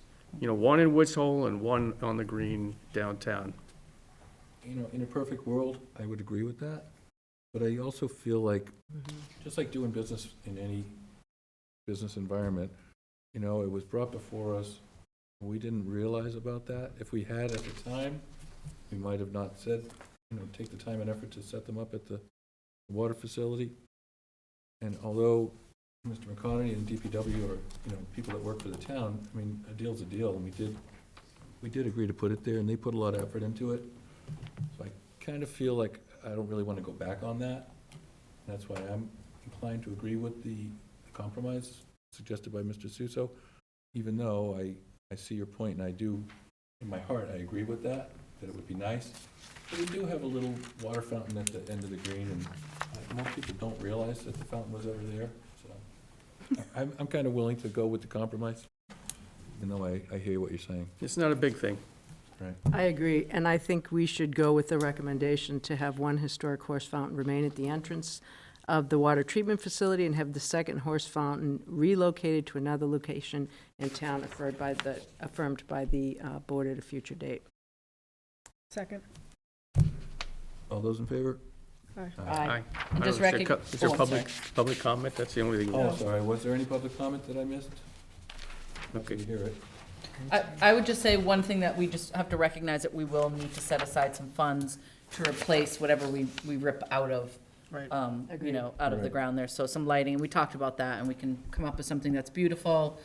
Even when I was driving by Mullen Hall, those lights at Mullen Hall, we don't need them that big, but those are beautiful, you know, in the parking lot. Something like that has that really beautiful look to it.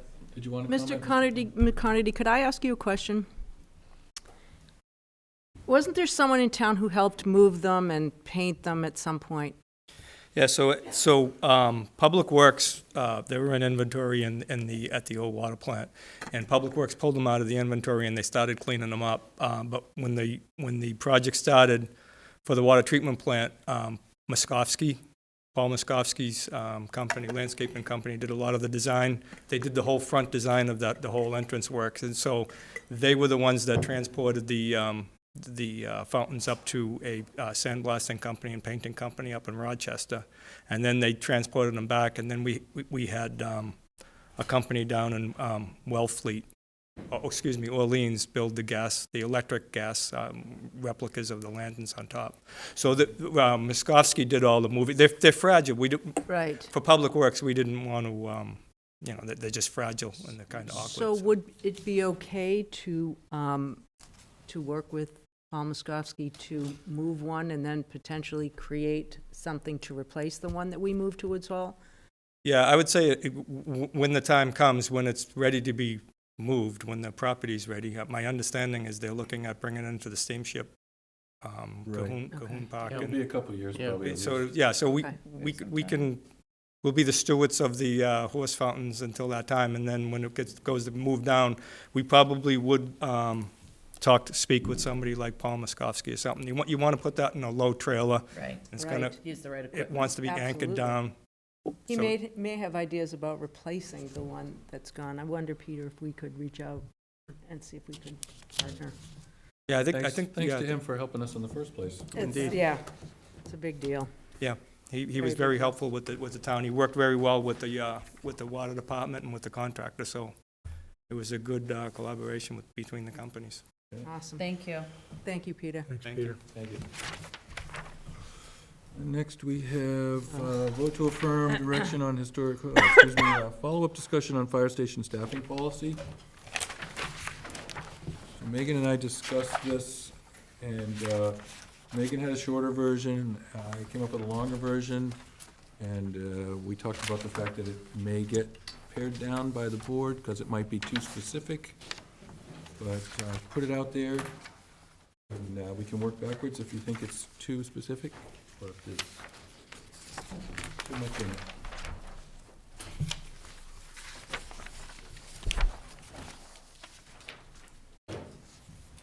I think I just need to go back to what I said at the last meeting, that from my perspective, policy needs to be broader.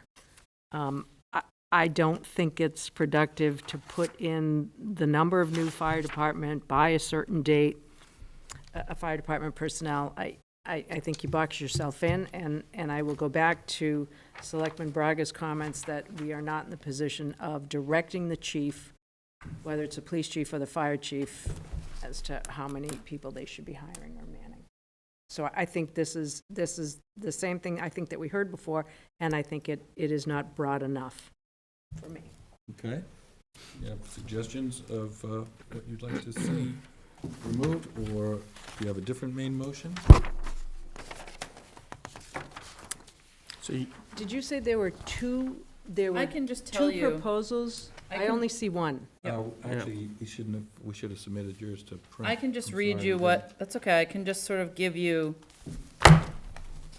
I'll just give you a quick sense of, so let me just preface it by saying this. So I thought about this a lot, and I actually thought that some of these are items that would be in our strategic planning as action items. You know how we each year update so we state our priority, which would be something the way that Nancy had outlined it last time. And then our action items are year specific and they're time sensitive. So it might be budget for X number of firefighters in this given year, right? So I saw some of this specificity as something that's appropriate for our strategic planning, which then directs the work that the staff does for the coming year. And it doesn't lock us into, there's just a lot of moving parts. But at any rate, my proposal was something more general. And this is complete rough draft, but something like, Falmouth Select Board appreciates the critical role of that the fire department plays in meeting public safety needs in the town of Falmouth. The board acknowledges that there is a changing demographic in regards to our population and continued development across all geographical regions of town. The board recognizes that significant improvements to the fire department facilities as well as staffing are long overdue, and therefore investments have been and will continue to be needed in terms of upgrading existing or building, in terms of upgrading existing or building additional stations, as well as hiring personnel to appropriately staff those stations. The Falmouth Select Board anticipates there will be a time period when the town will be operating under a 6-station model. This period of time will commence upon the successful completion and opening of the new fire station on Sandwich Road and will be in effect until such time as a new station is built for the northwest quadrant of town. In order to meet the requirements in terms of personnel to operate 6-station model, the town will need to invest significant resources into hiring sufficient personnel to staff 6 stations full-time during the pendency of this time period. Falmouth Select Board is directing town staff to prioritize the hiring of sufficient personnel to operate a 6-station model as noted above, acknowledging that this will require a commitment of substantial funds for these new employees. And that's where I stopped. Right. I would second that. I think that's a much better I agree. statement. And I also agree that under our amended strategic goal, we start to think about these numbers as action steps each year. So as you build on it. So I agree with the policy. I know Mr. Patterson seconded it, and I certainly would support that. Okay. But I would, I would just say that I do think there's a place for what you've submitted, Doug, and the way, after you and I talked about it, and the way I thought about it, is that it would be for each year that we're updating that strategic plan, we'd be saying, in this year, this is what our goal is. In this year, this is what our goal is. And we're, because we can't control it. It's no matter whether we write this policy either way, it still has to go finance committee, it has to go to town meeting. So we set. We're just identifying the need. And then directing staff in that direction to bring a budget that reflects that. If there's a reason why it's 6 instead of 8, we'll want to hear that because our direction, whatever the number might be. Right. But I totally agree that those would be included in action steps yearly. Same for safer grant, exploring safer grant, all of that, I think. Makes perfect sense. I mean, mine is pretty specific and directive, and I agree it may be too much, and I knew that when I wrote it, but I wanted to just at least put it on paper, just to identify that And I think it's a big, big need, and if we're gonna open a new station and We have to man be the ones we realistic. have, Mhm. we need to be realistic and talk about how many people we would actually need to put on. In advance. If that's not practical, then we better face it, so. I agree.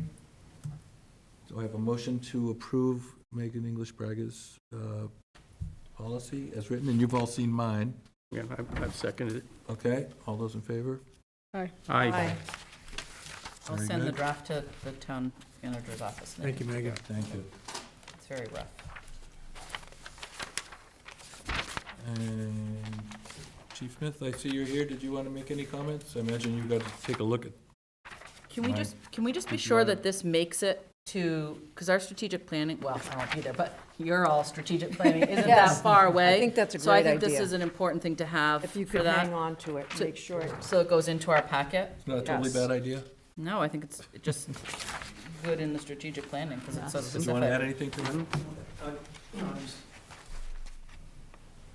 Just a comment, as I've stated before, I appreciate all the work that's being done to continue to support our operations and our personnel.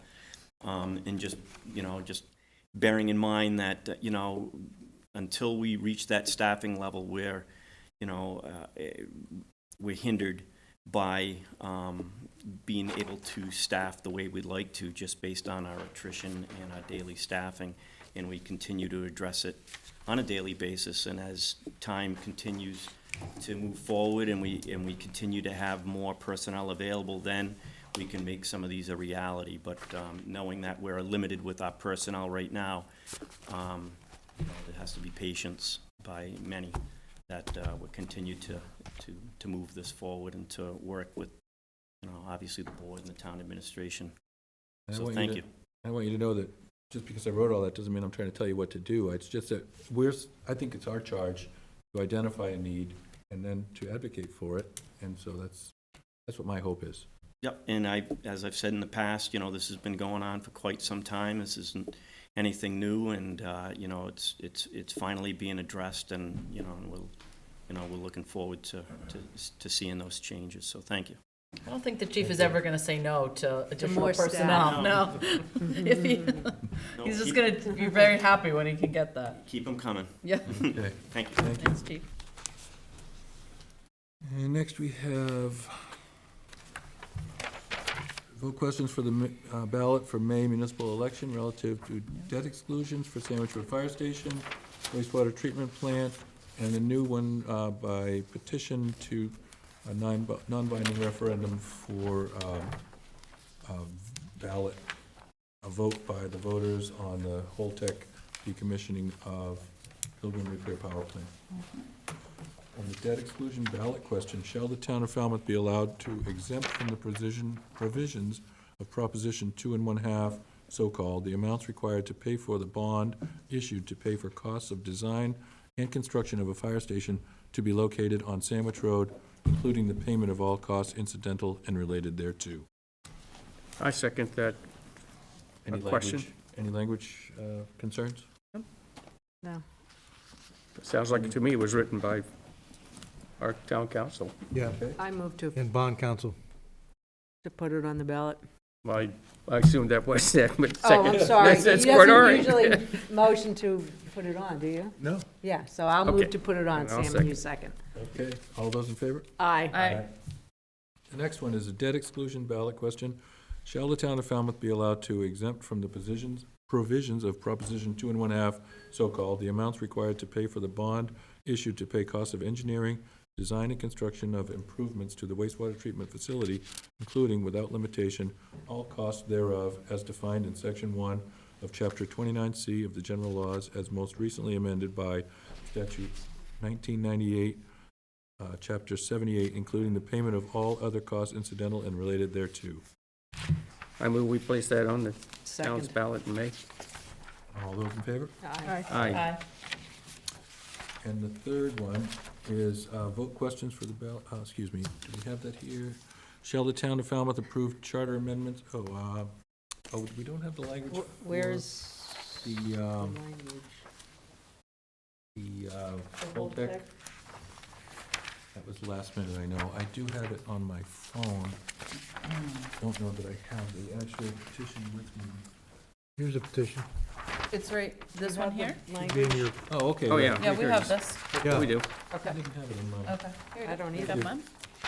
Don't think, oh, yes, I Okay. do. That's a lot. Non-binding public advisory question for the 2022 Spring Town Ballot, calling upon Holtec Pilgrim LLC, owner of the closed Pilgrim Nuclear Power Station, and Holtec Decommissioning International LLC, to immediately withdraw any plans to discharge any radioactive water into Cape Cod Bay.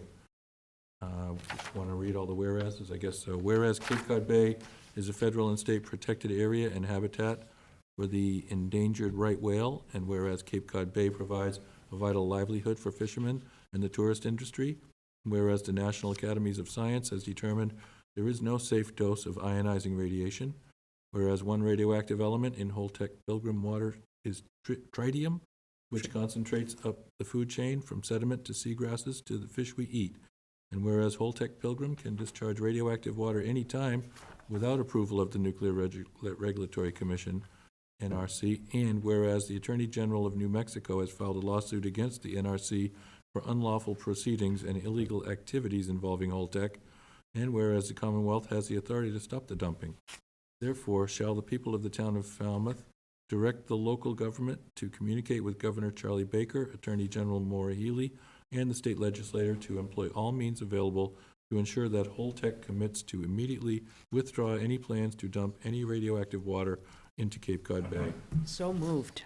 And I just want to make one correction. This was posted on the agenda as a petition by Ivan Viola, my neighbor.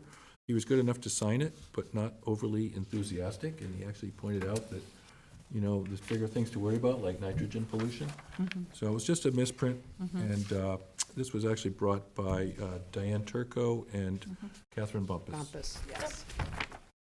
With that correction, I think you give a motion and a second. I moved, I think Sam seconded. And all those in favor? Aye. Should we be asking for public comment? Is there any public comment on that? I mean, we got a ton of emails. Thank you, night, Chief Tim. Smith. Yeah, we did. We sure yes, did. Lots of emails asking for this. Yes. Yes, And we didn't none- get one that said, don't do it. No. Nobody said, please dump radiation In the in our water. It's non-binding anyways. Right. Right. Just a statement, really. Right, it's a statement of town. And the next question is, The home rule, what, did we do the home? Do you have the home rule charter items yet? yeah, we haven't done those yet. Ballot question, Article 26, shall the town of Falmouth approve charter amendments proposed by the town meeting held on November 15th, 2021, relative to representative town meeting, summarized as follows. Amendment to Article 2, the representative town meeting. The representative town meeting shall be held twice annually, in April on a date chosen by the Select Board, and in the fall on a date chosen by the Select Board. The town meeting shall consider and act upon, with or without amendments, all operating and capital budgets, appropriations, borrowing, and other issues that may properly come before it. This is just bringing up the language on when town meeting will happen, I guess, really, right? Yep. I move approval. As written? Second. As written. All those in favor? Aye. Aye. Article 27, shall the town of Falmouth approve charter amendments proposed by the town meeting held on November 15, 2021, relative to the representative town meeting, summarized as follows. Amendment to Article 2, the representative town meeting. The moderator shall be elected by the voters of the town and shall preside at all sessions of town meeting and shall have no vote unless the members present and voting are equally divided. The moderator shall further, A, promulgate written procedures for the orientation of new town meeting members, B, in consultation with the town clerk, prepare simplified rules of procedure, C, appoint ad hoc committees of the town meeting as necessary, and D, preside at public hearings to discuss the suspension or removal of the town manager. Any questions or comments? So moved. I move approval as printed. Was that your motion? It was. Okay, second. All those in favor? Aye. Aye. I have a quick question. Okay. Ad hoc committees of town meeting. What are the ad hoc committees? That one I've not seen before. That'd be like the Rules and Procedures Committee that the moderator We appoints. put together. Oh, okay. Just appoint other- like a working group. Oh, And he does appoint other committees at times. okay. Thank you. There are a lot of them. I didn't think so. It's rare. Ballot question, Article 29. Shall the town of Falmouth approve charter amendments proposed by the town meeting held on November 15, 2021, relative to the select board summarized as follows? Amendments to Article 3 and Article 7. Select board and appointed governmental bodies. The select board shall have the power to appoint governmental bodies as provided in Article 7 and to appoint members of other government bodies, to define their duties and scope of responsibilities and the terms of their existence. Prior to making appointments to governmental bodies, the select board shall publicize vacancies to be filled and provide the public with information on duties and responsibilities of the governmental body. The select board shall interview all applicants and make appointments in a timely manner. I move to approve as written. Second. As written. Aye. Aye. Article 30, shall the town of Falmouth approve charter amendments proposed by the town meeting held on November 15, 2021, relative to appointed governmental bodies, summaries as follows. Amendment to Article 7, appointed governmental bodies. The select board shall be solely responsible for determining the size of governmental bodies created by it or to which it is the appointing authority unless otherwise governed by state law. Move approve as printed. Second. All those in favor? Aye. And ballot question, Article 31, shall the town of Falmouth approve charter amendments proposed by the town meeting held on November 15, 2021, relative to financial provisions in the capital improvement plan summarized as follows. Amendment to Article 8, financial provisions. The town manager shall prepare a capital improvement plan consistent with the strategic plan and the local comprehensive plan, which shall include a clear summary of all capital improvements to be undertaken during the next 5 fiscal years, together with supporting data, estimated costs, recommended methods of financing, and time schedules, and the estimated cost of operation and maintenance of facilities or equipment to be constructed or acquired. Move approval as written. Printed? Printed, that's what I said. I think that's the way it goes in the warrant book. Second. All those in favor? Aye. A little more responsibility on the planning, but It's a lot of work. it's not a bad idea if you can do it. It's a good idea. Okay. What's next? I think that's the end of those. Licenses. Right, approve application for a change of manager of an all-alcoholic beverage common victualler license, Water Street Kitchen, located at Quicksole. We already talked about that, but we were gonna wait on the vote, weren't we? No, this is a separate one. This is separate. Mr. Oh, Wilson that's is the gonna actual Water become, Street Kitchen, right. Mr. Wilson is gonna become Okay, the welcome. manager Come of on, thank record. you. Yes. Sound like Molly was previously? Right. Correct, yeah. So it's going to transfer into my name. I've been there since day one, and I'll continue to be there. I'm there every day. We're in operation. And we saw you had the tip certification in our packet. Good copy. Yep. I think background check went through. So yeah. Fingers hopefully. crossed. Yeah. You'll be the one we come to if anything goes wrong. Exactly, yeah. And I think our track record speaks for itself, so Yep. we'll continue to do that. Thank you. Okay, any questions or comments from the board? No, I move approval. Second? All those in favor? Aye. Great. For sticking Awesome. around. Thank Appreciate it. Next is approve application for a change of manager, all alcoholic common victualler license, Quicksole Tavern, located at 29 Railroad Ave.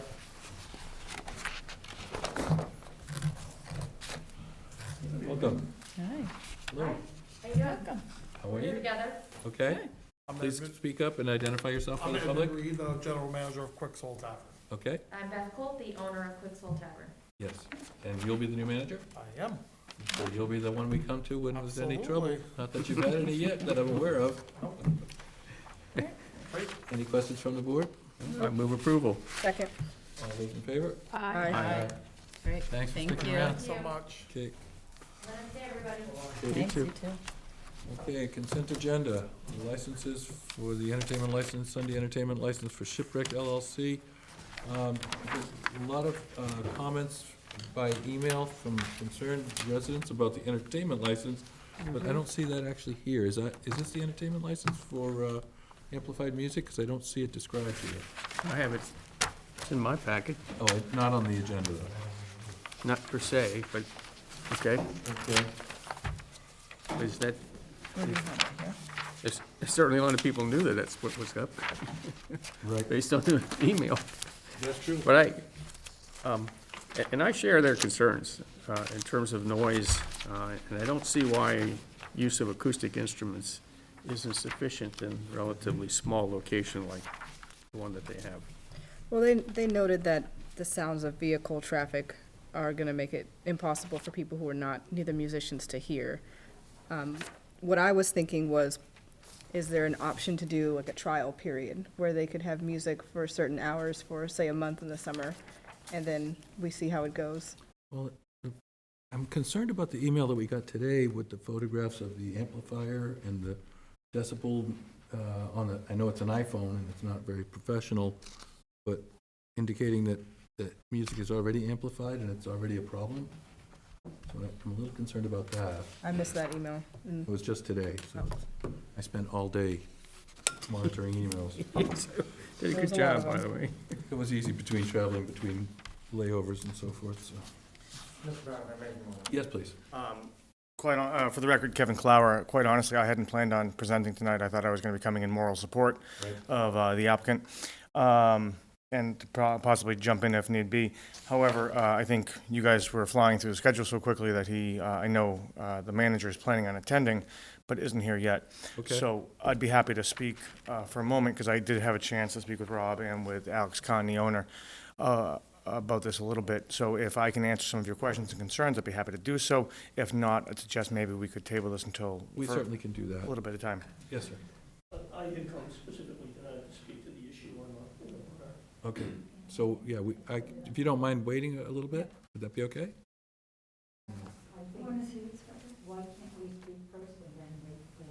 Well, I think it's your meeting, you can do whatever you want. Well, we could. Would you be about, how long do you think before you? Well, if I may, like I said, I was kind of monitoring from home, and so you guys are moving quickly, so I came down, hopped in the car, and you're even further along than I thought you'd be. Yeah. So, I can try to get, Rob on the phone to see, when he'll be coming, if that's okay by everyone. Okay. We have licenses to go through, so We'll we do the other licenses first, and then we'll come Great. back to this if that's okay. It's a whole hour earlier than it was on here, so. This isn't gonna take It's a long, rare thing Kevin. that happens, so we should be. Licenses and minutes, and that's it. Yeah, I'll be as quick as I can on my end. Okay, You want me to read these? yes, please. Okay, I'll read them as the motion, and then someone will just second them. I'm gonna go through all of them. If someone wants to hold it, just say hold, and then, okay? So, seasonal all alcohol common victor license, Falmouth Pier 37 Boathouse, 88 Scranton Avenue, Falmouth Raw Bar, 56 Scranton Avenue, Landfall Restaurant, 9 Luscombe Avenue, Quicksole Taqueria, 28 Water Street, Unit C, Shuckers, 91A Water Street, The Woods Hole Wharf, 71 Water Street, seasonal all alcohol club license, Seacoast Shore Association, 7 Fairview Lane, seasonal common victual license, Yolinda's, 634 West Falmouth Highway, Falmouth Pier 37 Boathouse, 88 Scranton Avenue, Falmouth Raw Bar, 56 Scranton Avenue, Jim's Clam Shack, 227 Clinton Avenue, Landfall Restaurant, 9 Luscombe Avenue, Quicksole Taqueria, 28 Water Street, Unit C, Seacoast Shore Association, 7 Fairview Lane, Shuckers, 91A Water Street, The Village Cafe of West Falmouth, 634 West Falmouth Highway, The Woods Hole Wharf, 71 Water Street, Lodging House License, Frederick William House, 594 Palmer Avenue, Inn on the Square, 40 North Main Street, Woods Hole Inn, 28 Water Street, Unit D, Second-Hand Dealer License, Cash Point, 348 East Falmouth Highway, Home Again, 93 East Falmouth Highway, Hope Restored, 75 County Road, St. Vincent de Paul Thrift Shop, 18A Davisville Road, Trendy Tots, 426 Main Street, Entertainment License, Falmouth Raw Bar, 56 Scranton Avenue, Landfall Restaurant, 9 Luscombe Avenue, Quicksole Taqueria, 28 Water Street, Unit C, Shuckers, 91A Water Street, Seacoast Shore Association, 7 Fairview Lane, The Woods Hole Wharf, 71 Water Street, Sunday Entertainment License, Falmouth Raw Bar, 56 Scranton Avenue, Landfall Restaurant, 9 Luscombe Avenue, Quicksole Taqueria, 28 Water Street, Unit C, Seacoast Shore Association, 7 Fairview Lane, Shuckers, 91A Water Street, The Woods Hole Wharf, 71 Water Street. Second. All those in favor? Aye. Aye. And do the minutes of the meetings. Mr. Chairman, could I just note, the executive session minutes, Peter and I felt we should spend a little bit more time getting those back to you. Would Okay. the board be willing to carry those for another meeting to give us that opportunity? If you think they need some revisions, Is that Yeah, the 28th, February 28th? No, it's, Oh, yeah. Okay. What's All the of date? those, all February three. 20, all of We'd them? like to get back to you with all three. I don't know what that means. Great. So when you're going over it, Certainly. that's a weird word Yeah, in that I did have sentence. some concerns about the. Yeah. Yeah, Yeah, I did as I- well. We'll get you back can- to you on those three I dates. got my edits I'll share with you as well, Oh, thank you. so it's the starting point. We're going This to can hold go. all executive session. Yes, we'll review them at Yep. future. Oh, yeah. Here's another one. Here's the- Uh-huh, that's it. Okay, sorry, a couple more. It's a, I guess we all noticed. Did yeah, some indeed. funky, A little confusing. funky things in there. We'll get on it. Thank you. Oh.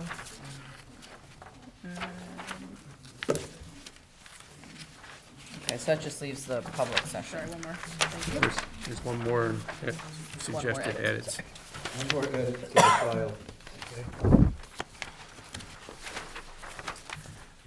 I reviewed the open meeting minutes of March 9th, 2022, and found them to be in order, and so I would move approval and release for public access. Second? Yeah, those were good. All those in favor? Aye. Aye. And, I guess, Mr. Souza, if you want to do your supplemental report, we can still Certainly. get back to the other item afterwards. Will do, Mr. Chairman.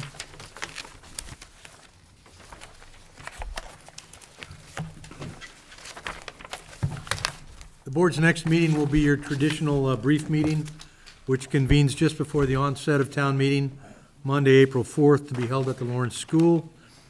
As we know, there are 38 town meeting articles to be acted upon, including the $146.7 million annual operating budget for fiscal year '23, beginning next Monday evening. I attended the town meeting precinct meetings on Tuesday for Precinct 3, Wednesday, Precincts 8 and 9, in the evenings of this past week. Several members of the Select Board did as well, of course. These precinct meetings continue in the coming week with Precincts 1 and 2 as well as Precincts 4 and 7, all four precincts meeting at the same time on Wednesday, March 30th in two different locations, and Precincts 5 and 6 meeting on Thursday, March 31st.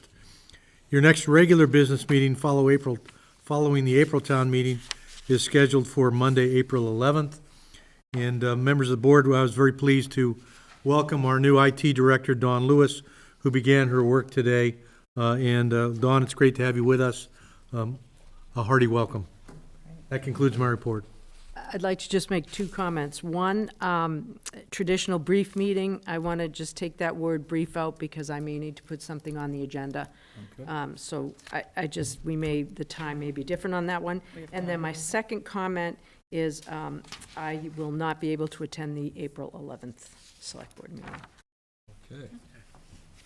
Can I just, do we have a select person at all of the town meetings, the precinct meetings coming up? I'm going to be at Thursday. I'm going to be Wednesday for 1 and 2. Same, Okay. 1 and 2, Same and as I I'll usually also do. make the Thursday So meeting. who else is on Wednesday? I'm going to be on Wednesday. But what other precinct is meeting Wednesday? Any other precinct? 1 and 2 and 4 and 4 and 7. Oh, 4 and 7. Okay. And nobody else available for 4 and 7? I can do that as well. I am not. I'll talk to you. I might be able, if I can get childcare, I will do it. Okay. Okay, I think I can do it. I don't think I have a problem with that. okay. And we have coverage at 5 and 6. Yes. Well, I was going to do that. You were gonna do I'm that, gonna do right? that too, And you would so, too, because that's yeah. where you are. Well, I'm actually in 2. We'll have staff members there as per usual, so. Okay. Great. Thank you. Okay. Looks like we can proceed back. Pick up where we left. So we pick up with, Okay, so we go back to that Shipwrecked. other Shipwrecked request for Sunday entertainment. yes. Amend the entertainment license and Sunday entertainment. Elton, did you want to come up? Thank you.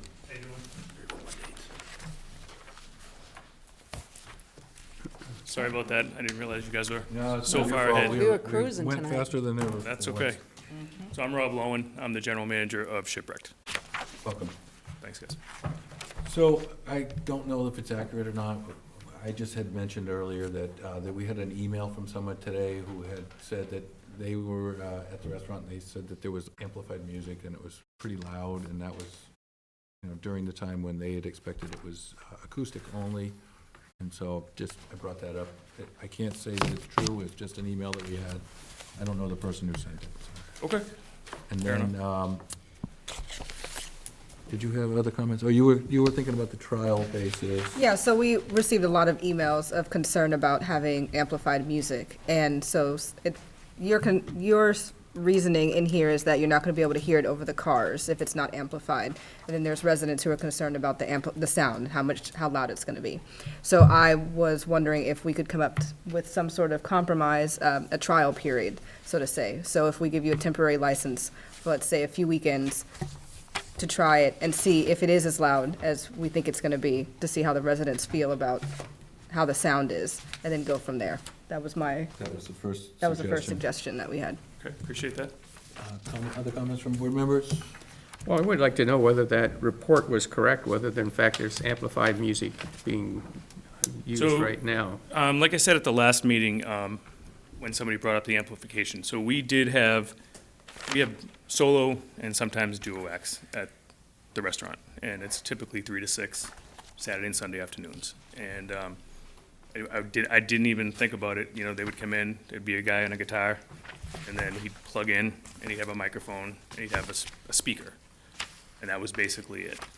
So, with that being said, I wasn't 100% sure on whether or not that was acceptable or not. That's why I brought it up to this point now, was to make sure that that was still okay to be able to do that. A lot of the work is that we have, a lot of the entertainers we have cannot be heard over, whether it be the street, whether it be just the hustle and bustle of the restaurant, cars going by, the whole 9 yards. So a lot of them cannot be heard unless they at least plug into something. I have letters from neighbors as well that abut us directly, that I've spoken to directly, and we're always constantly talking to them. Is it too loud? Do you like, we can lower it, we can turn it up. Nope, no, we don't have any problems with the actual abutters. So I didn't realize it was that big of an issue until this got brought up. So I wanted to come in front of the board to make sure that we could do that, whether it be a trial basis or whatever, and see if we can go forward with, I'm not looking for like a band to be outside and have electric guitars and all that. It's just something so the performers can actually be heard throughout the courtyard. Okay. I thought we did agree on just acoustic at our last, am I correct? Do you know that? It's my memory. I thought that that's what we had agreed on because it was outside.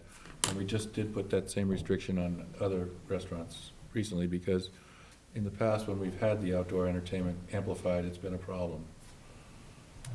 So that's why, I think that's what led us to that. I have actually had some of the entertainers that will no longer perform because they can't be heard. I see. And I have a couple of letters from some of the performers as well stating the reasoning behind what they do and the type of amplification that they actually use. So I don't know if that will help. I did put a couple of packets together for everybody on the board, but I had a couple of entertainers that were gonna be here tonight to help as well, but we're a lot earlier. So Yeah. I don't know if that's gonna help at this point, but. Would you mind if we heard from your neighbors that, we did receive a lot of emails, I mean, really surprising a lot of emails about people that were concerned, and they weren't just generic, they were all individual letters that were sent. It wasn't like it was somebody made it up and said, please forward this. They were unique and original letters of concern. Did anyone want to speak on this? Do you have any firsthand experience with having listened to it?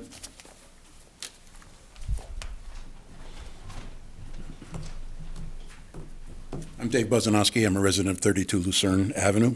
I'm also president of the Falmouth Heights Mira Vista Association, Neighborhood Association. I'm not speaking in that capacity tonight. I haven't taken a consensus of our members. I've heard arguments on both sides from people who have copied me with messages they've sent you.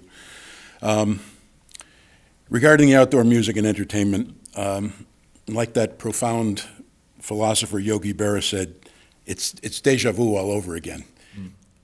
we've been here multiple times on different occasions for various places. Shipwrecked again last year when they were here. The Black Dog prior, Bad Martha's, we observed on Zoom, I think, and even the Yacht Club, which withdrew their request last I knew. Amplification in itself is not necessarily volume. It's very different. If I whisper and you can't hear me, and it's amplified, and there's a speaker next to you, you can hear me. It's not louder necessarily, but you can hear me. The issue is volume. There's no question about it. And there's also many variables, and it depends on the individual location. If it's the fairgrounds, for example, it's one thing, but if it's in a residential community with surrounding houses, that's a complete separate story. There are other variables as well. People don't hear the same. Someone may have very sensitive ears. I watch a basketball game with a friend that he makes me turn it down so low that I can't hear it. So everybody's a little bit different, many variables. Where the speakers are placed is critical. And I think last time we spoke with Rob, he had suggested having inward-facing speakers as opposed to against the building facing outward. And I thought that was a great idea to try and contain whatever volume and acoustics there were. And I think, as Rob stated, every musician these days is going to want to have some form of amplification. Unless you're James Taylor in a small room, and singing quietly, that's one thing. But if you get a group, and I also question the duet or solo, does a drummer, a guitar player, and whatever else, and a singer, is that a solo? That's four people standing up there. And if you have four people with microphones and amps, I mean, that's another story. I enjoy having music while I'm enjoying pizza and a beer down at the Shipwrecked. And when there is music playing, when we're in the courtyard, for example, the louder the music gets, the louder the people talk. And the louder the people talk, the louder the music gets. And if you're competing now with street noise as well, that's going to be a vicious cycle. It's just going to get louder. There's no question about it. I think as we've stated probably the last couple of times we've been here, I think the issue is setting a policy and a standard that people can adhere to. And it's going to have to be with enforcement and penalties of violations as far as I'm concerned. Otherwise, nothing's going to happen.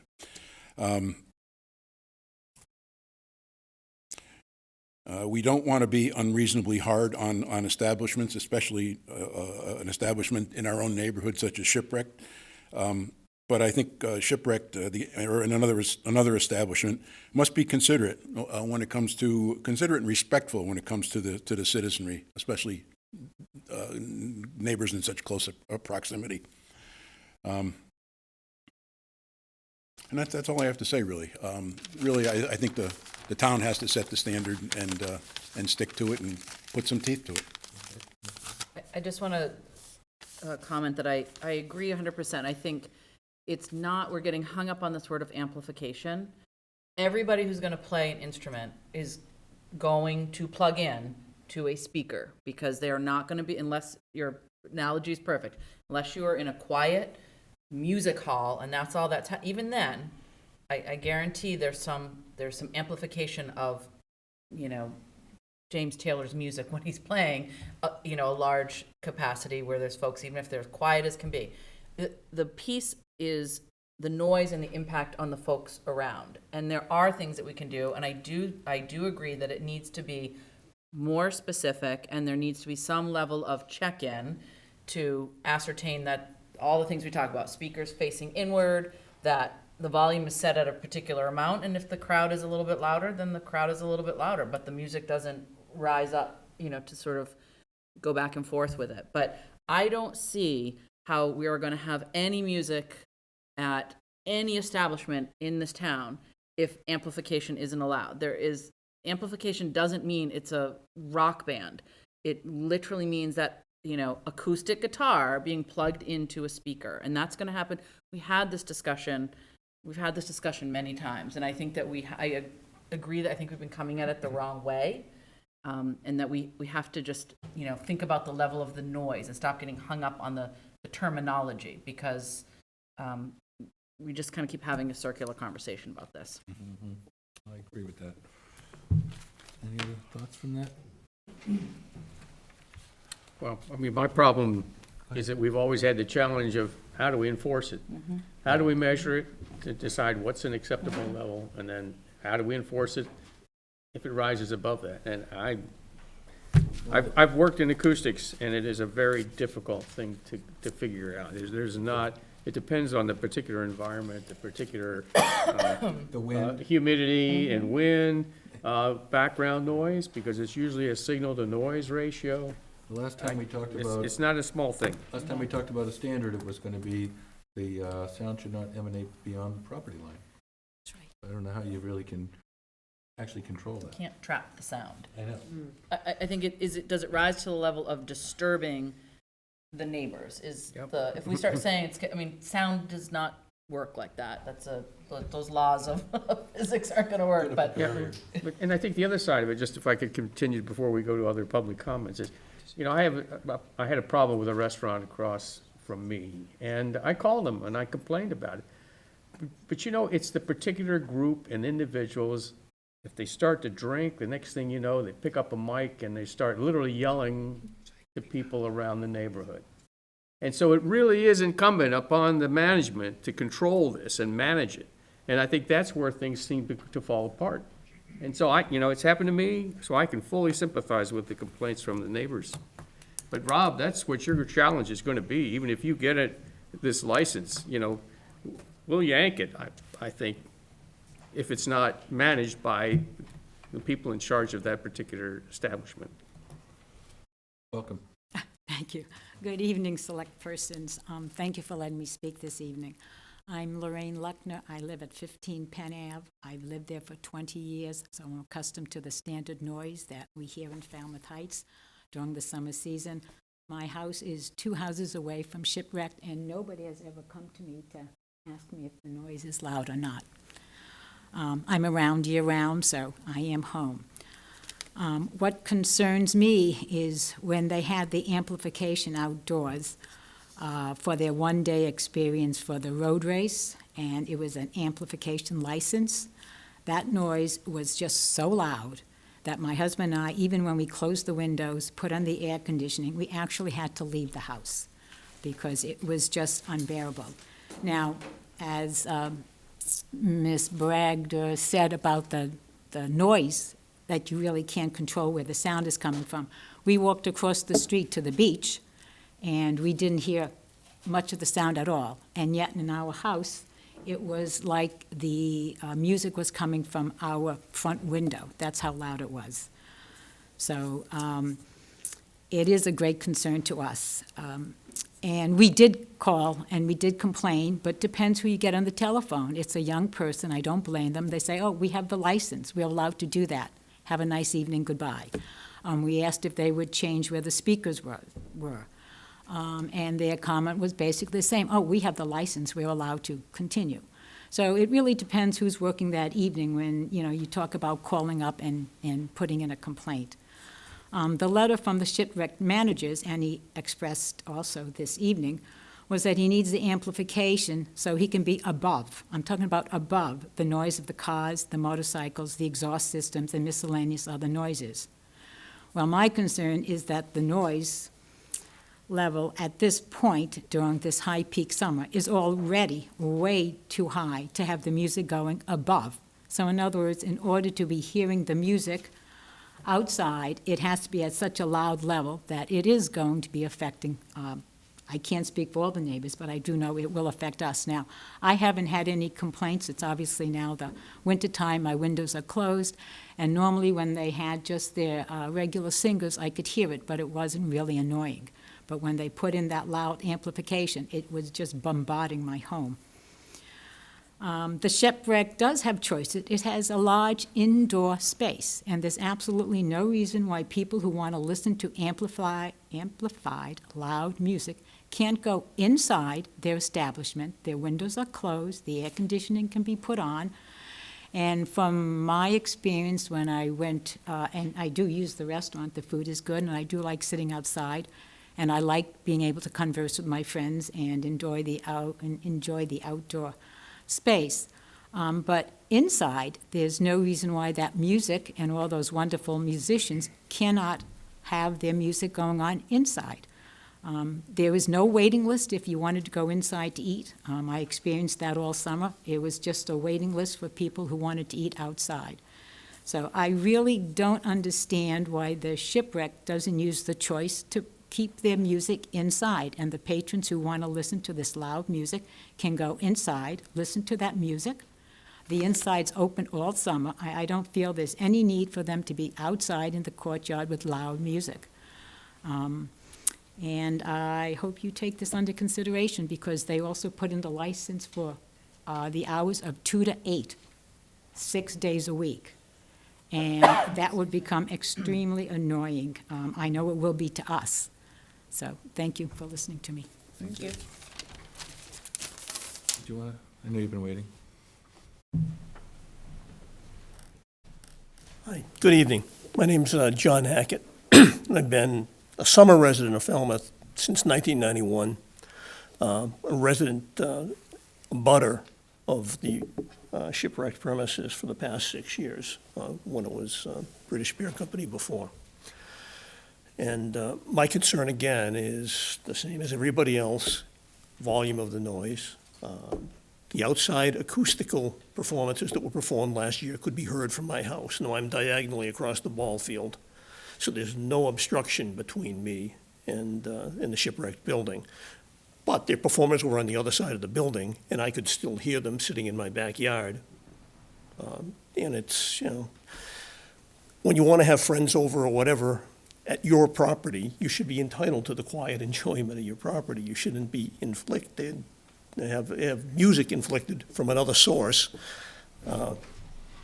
that's going to bother you all day. Now, a 6-day, 7-day license for outside entertainment is going to make it very hard to get away from the music. I can hear the acoustic music in my house, and worse yet, when the acoustic music stops at 8 o'clock, there's an hour or 2 hiatus before the inside music begins, and the inside music is heavily amplified. Last summer's performances were generally disc jockeys playing house music, with heavy bass, heavy percussion, strobe lights, till 1 o'clock in the morning. In a residential neighborhood, that's not acceptable. I mean, I don't think any one of you would like to live next door to that. My wife has not been able to sleep on the weekends when they were performing music, disc jockeys in-house. It's, you know, a delicate balance, certainly. You want to promote a business, and I think that the business is overall a very good thing for the Heights. I mean, they're putting money into the building, it looks better. I guess the food is better. But on the other hand, you got to balance it with the right of the neighbors to have the quiet enjoyment of the property that they've paid taxes on, that they paid for. And it's a delicate balance, I agree. And I think that the board hit it right on the head with its original license restrictions, which said indoor music or indoor entertainment must be restricted so it can't be heard outside the building. And outside entertainment can't be heard beyond the perimeter of the property.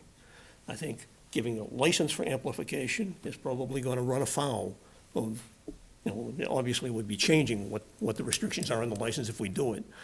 And I think it'll continue the creep of, you know, what was originally a restaurant is now becoming more of an entertainment venue than a restaurant, you know, tending toward nightclub. You know, when the food stops being served at 10 o'clock, and the lights and the music come on, it's nothing but a nightclub. And that's not what I had in mind when I bought a property in the Heights.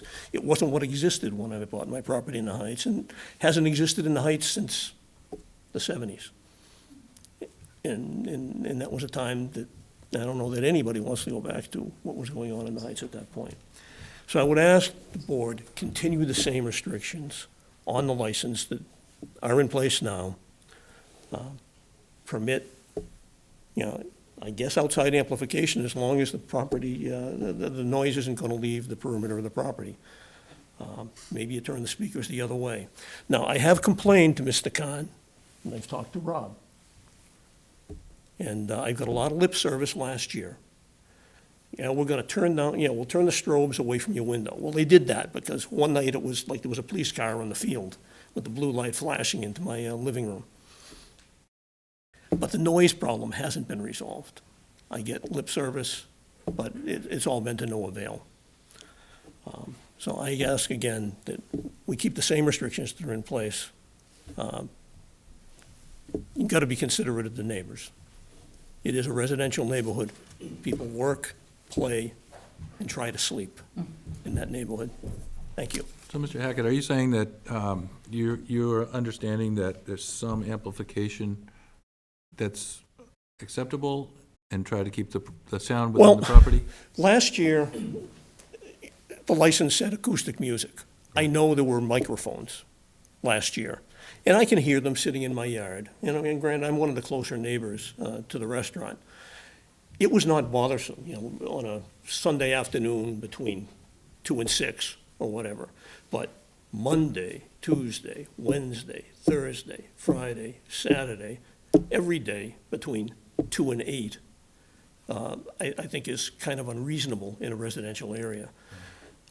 I also worry that, if they do amplify the music more, that if you're sitting on the beach, I like the beach. I like the beach as much as the next guy. I like to go down and read or whatever, spend time with my family.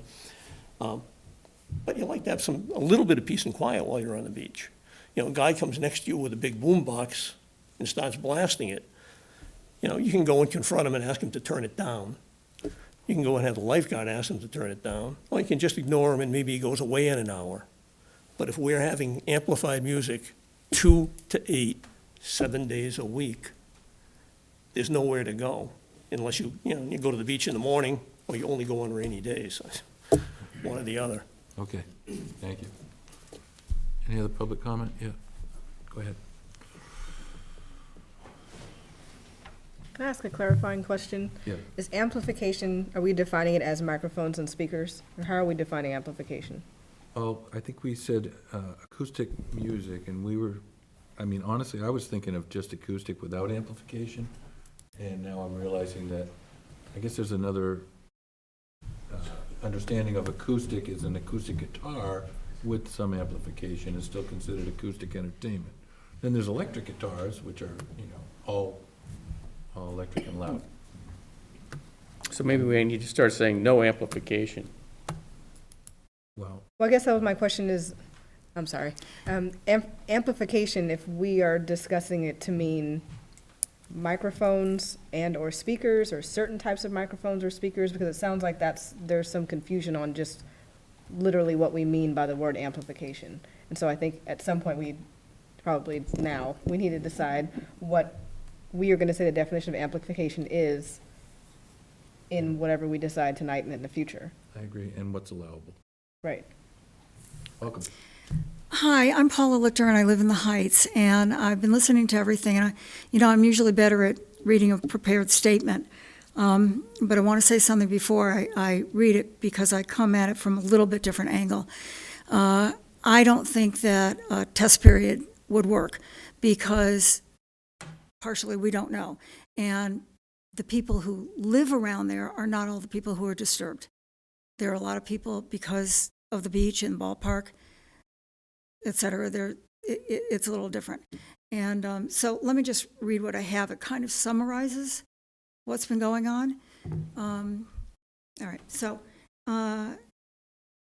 just to mention, I'm a director of the Falmouth Heights Mira Vista Neighborhood Association, but I'm speaking only for myself tonight. So I'd like to address 4 sections of the manager's letter because I think it's important that he wrote you a letter that is very convincing on its own until you talk to other people and see, and break the letter down. So first she wrote that we have personally received no complaints regarding weekend outdoor music. Well, you've heard tonight that that's not true. I don't mean to malign anybody, but it's just, I've talked to Alex Kahn with complaints from neighbors who call me because of my position in the neighborhood, So I know, just speaking for myself, but you've heard from other people that there have been complaints. And during one call when I was talking to Alex, Mr. Khan, we also discussed the definition of amplified as including both speakers and electric instruments.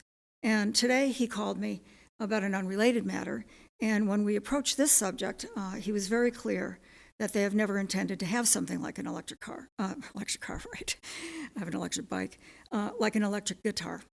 But if this license for amplification is approved, amplification, as we've been speaking, can be interpreted as use of any electric instrument, and despite current intentions, the license would allow whatever it says, and intentions can change over time, even including a solo electric guitarist.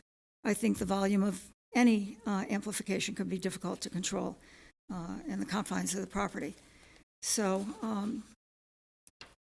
we have, and I have personally asked this board to come up with a policy before giving out any licenses whatsoever.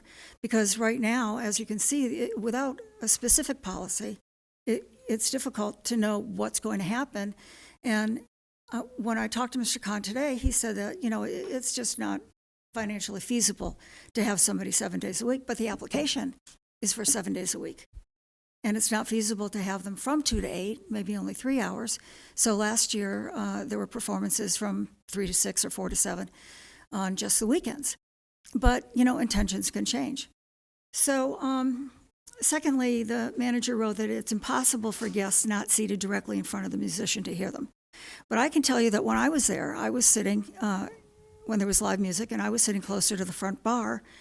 My friend and I had to shout at each other because of the music and other people speaking loudly over the music, and not because of the traffic noise. It was people speaking over the music getting louder, speaking, escalating. And I especially like the language that you required of Bad Martha's last year. Music is meant to be background music. It should be audible but easily spoken over. That's a pretty good definition. And if I find the music is already difficult to speak over, with the current volume, what would happen if there's amplification or whatever? It just, it's that that noise level just goes up around it, and then it spirals. So he also wrote that they do sound checks to ensure that the volume is unobtrusive. And I thought it was interesting that he said tonight, is it still okay to do that? Well, no, it wasn't okay last year to do that. So already there's I can't think of the word, but discombobulation between the license that they got and what they actually did. And that worries me. So, when he talks about unobtrusive, well, unobtrusive is subjective. And when I drive by and there's live music, I can hear the music in the road, whether I'm driving next to them or driving in the opposite direction on the beach side.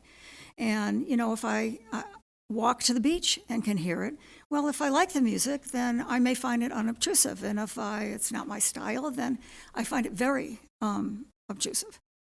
So lastly, he wrote that they've received positive remarks from our neighbors. And I want you to count me as one of those people, because I think the place is terrific. What Mr. Khan has done with it is terrific. I called him even before he closed and started a relation. We have common,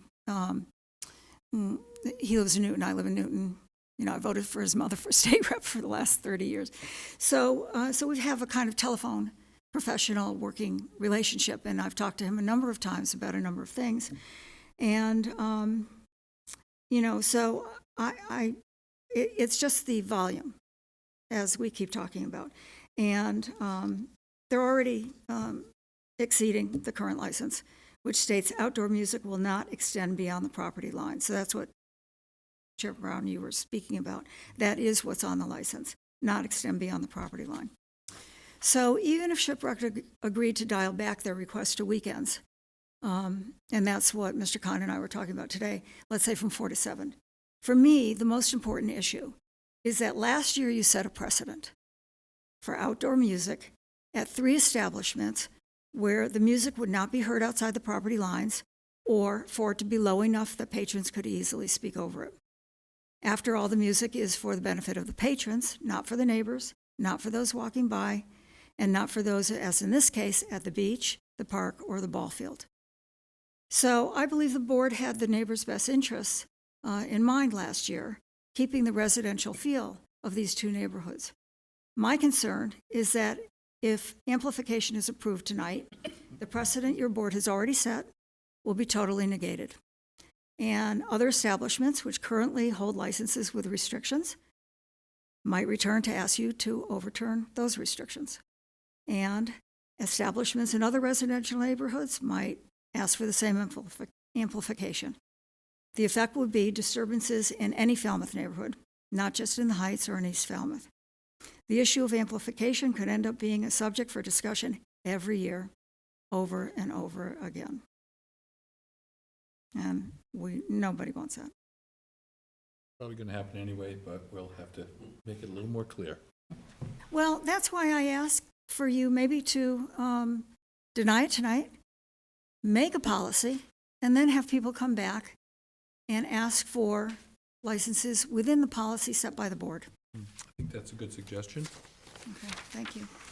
May I approach to give a copy of this to you for the record?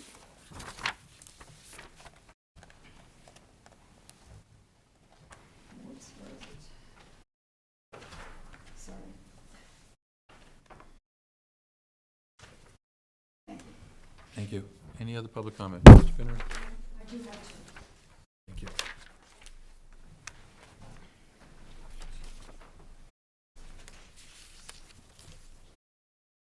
Mark Finneran, 98 Grand Ave.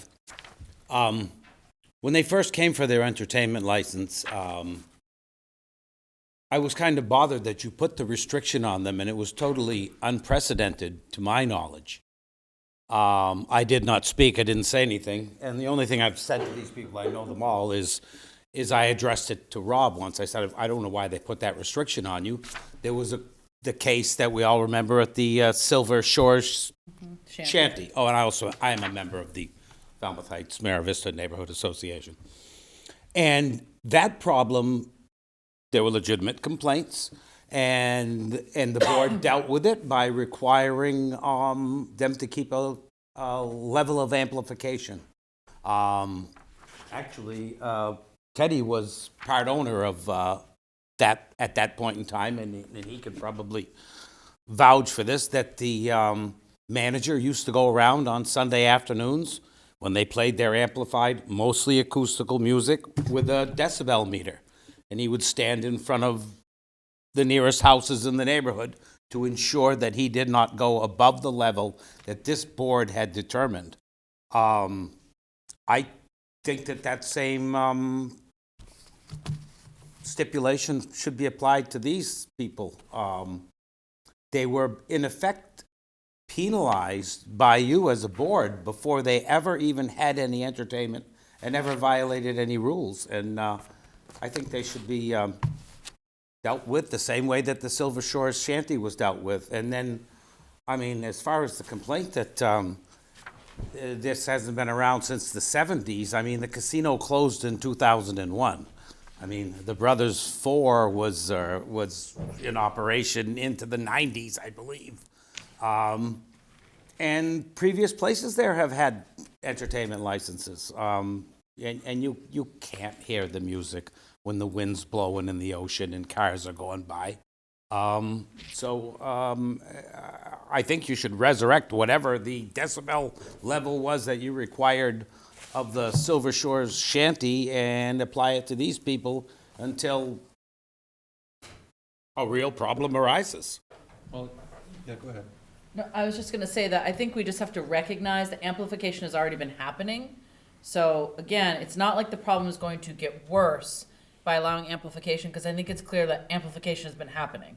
So I think we go back to, and I was here for the hearing for Silver Shore Shanty that went on for a really long time, and we did come up with whatever number we were gonna use for volume, and I think that's the real crux.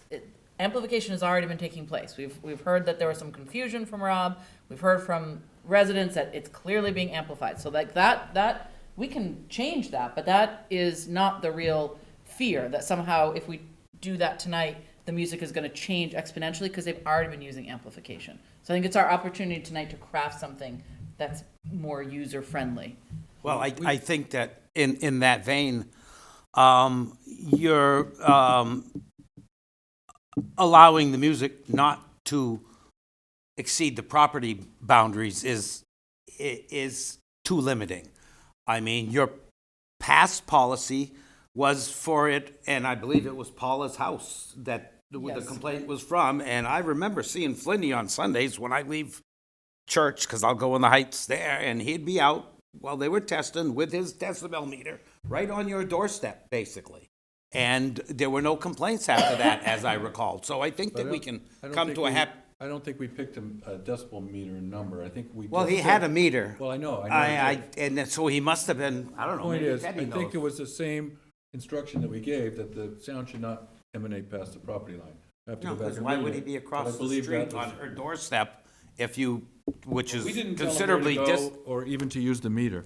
I think it was the same rule that we applied, was the music should not exceed beyond the property line. We've been using that for a while. Well, I mean, I lived there, and after we went through the hearings that we had here, it was the manager's policy or habit to go across the street Right. And in that's- front of, and Paula can even witness that. So, I mean, obviously, there was some reason for him to go out and buy a decibel meter. Well, I think he just probably used his phone. You can put these on your phone. No, it was a gadget. Okay. It wasn't a phone. Well, whatever it was. And We didn't- I think that he was pursuing whatever you had set for him, and you know, I think the same thing should be done for them. I think it was the same thing, was the property line was the limit. And it's hard to manage, and that's probably why Mr. Flynn got the machine that he got. Right. And that's what you But call he- responsible management. Again, it wasn't, it was across the street. I believe it was so people can't hear or be offended. I don't think it was the property line. May I clarify? Yes, please.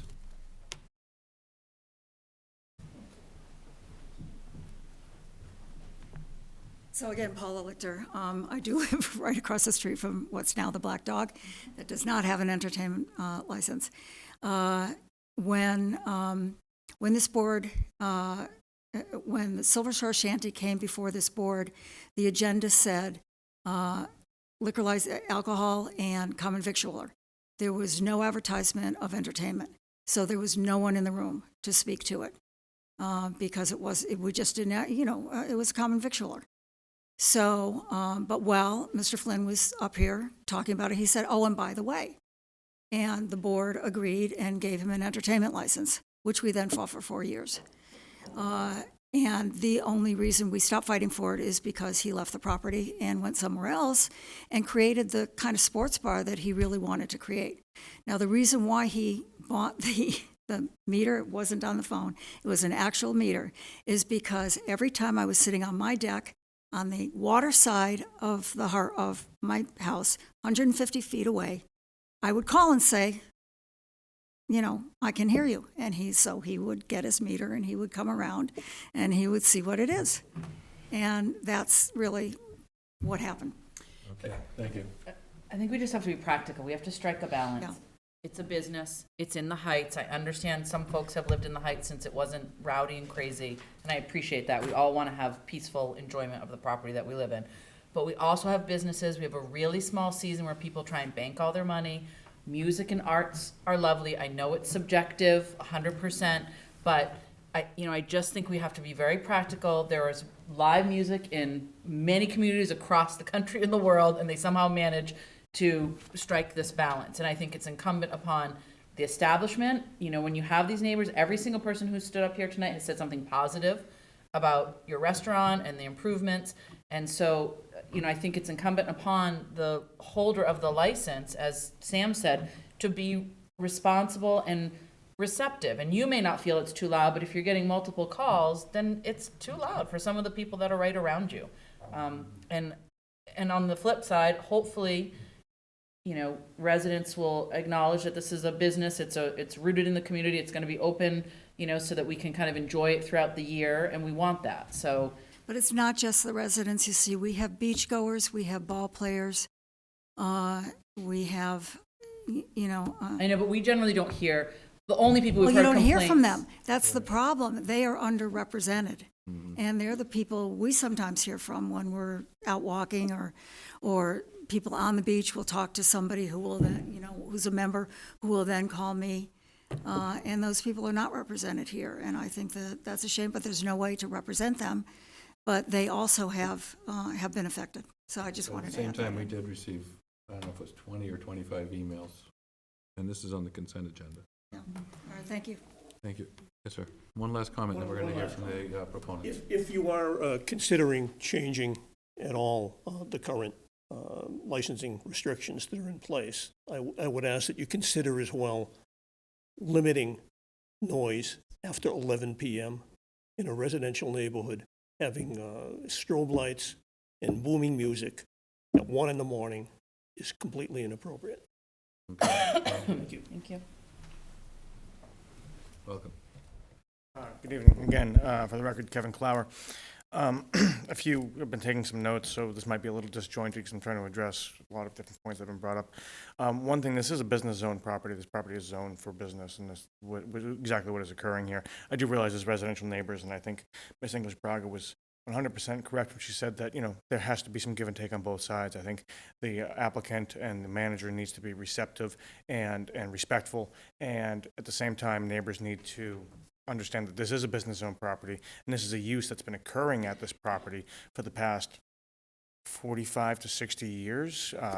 Going back to when it was Finish Line, and then Ted, what was it before BBC? Capers. This has been, and there has been amplified music inside. We realize we're talking about the outside at the moment. We have some notes here that talk about the term acoustic is somewhat of a generic term, and this has been discussed, and I don't want to take up more time than we have to, but it's a generic term used by musicians playing more laid-back versions of popular songs. Acoustic guitars are used instead of electric guitars through amplifiers. Electric sound systems are still used to broadcast the sounds to an audience, typically at a much lower level than a full live band. A true acoustic, unamplified performance would be too quiet to effectively be heard in a public performance. I think that what was said earlier, that the issue was the volume, not the amplification. I don't think amplification is in and of itself the issue. I think the issue is volume, and there's ways that we can address that by limiting volume, by monitoring volume, by directing the speakers, by simple common sense steps that can be taken by the applicant in their process of working with the neighborhood. The requested hours simply provide flexibility. They're not looking to perform from 2 to 8, 6 days a week, but it allows them to perform from 3 to 6, or 4 to 6:30, or 5 to 7, depending on whatever else might be going on. There could be weather considerations, there could be crowd considerations, there could be event considerations, there could be beach considerations, any number of things that could shift within that window.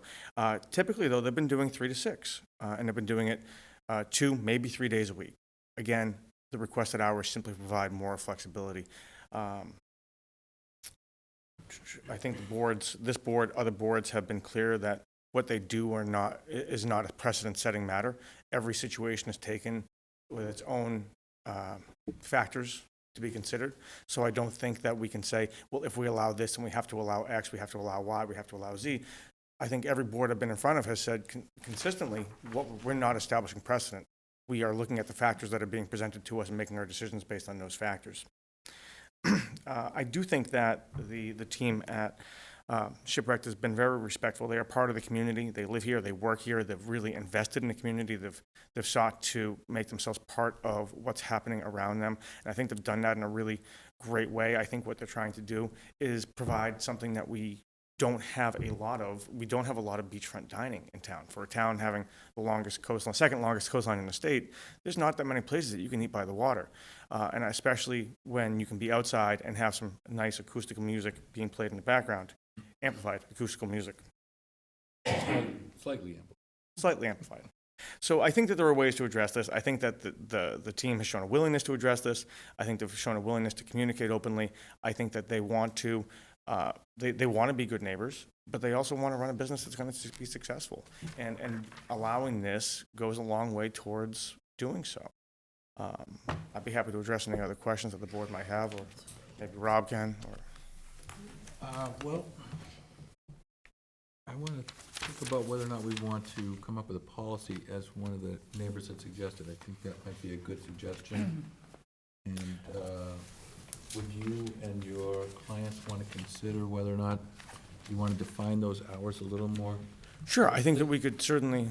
Yeah, I mean, you could say those hours, but for no more than a window, so from 2 to 8, but for no more than 3 hours, or.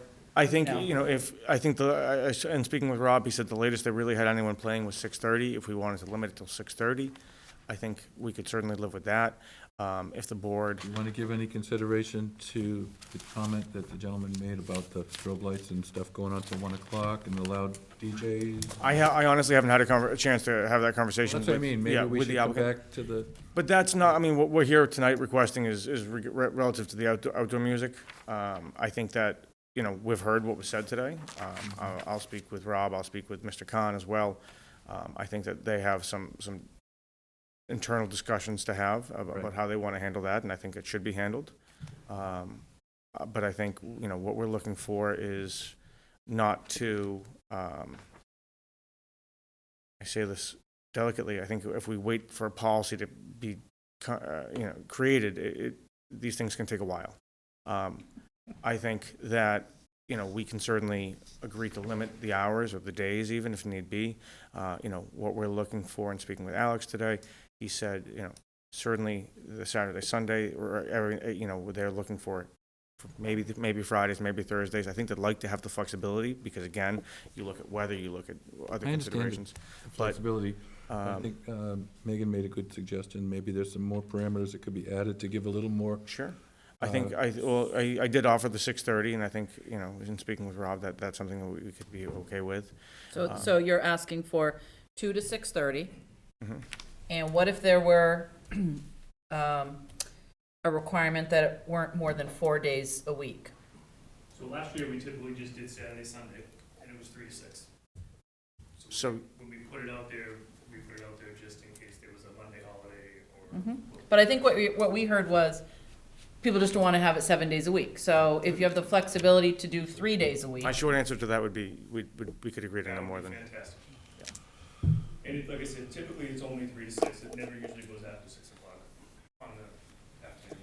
And what about the monitoring? Do you think you can, work on that a little bit more? We'll do whatever Yes. we need to do. I mean, we're constantly walking around, we're constantly going to the beach, the neighbors, in the parking lot, and so on and so forth. And if there's another measure we can take, we'd be more than happy to go forward with that. What about the late night stuff? I know that's not here on the table today, but I'm just thinking of a holistic kind of an approach to try to make this more amenable to the neighbors. When I ran the BBC as well, and before COVID, during the summer months, we had entertainment 7 nights a week. We had full bands, 5, 6-piece bands. They were louder than, they were probably louder than anything we had. With all due respect, they were not there until 1 a.m. They were absolutely until 1 a.m. I had no complaints at that time, and I was living in. But we can't have arguments. Yeah. Okay, let's not argue amongst ourselves. Certainly.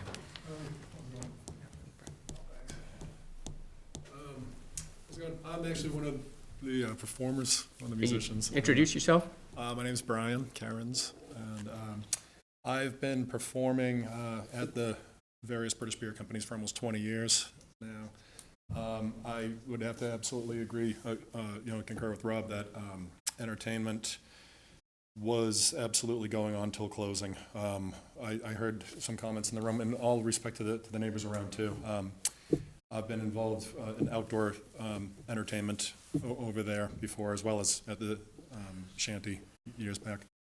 As far as going back to the 70s when music used to be like that, it's really not so. We were performing later hours year-round for the past 20 years. And actually, since COVID, a lot of the clocks have been set back. Bands have been starting earlier at places. The outdoor entertainment is only, has been on average a 3-hour show. in the middle of the day. It's the way that I see it as a performer, as a working performer.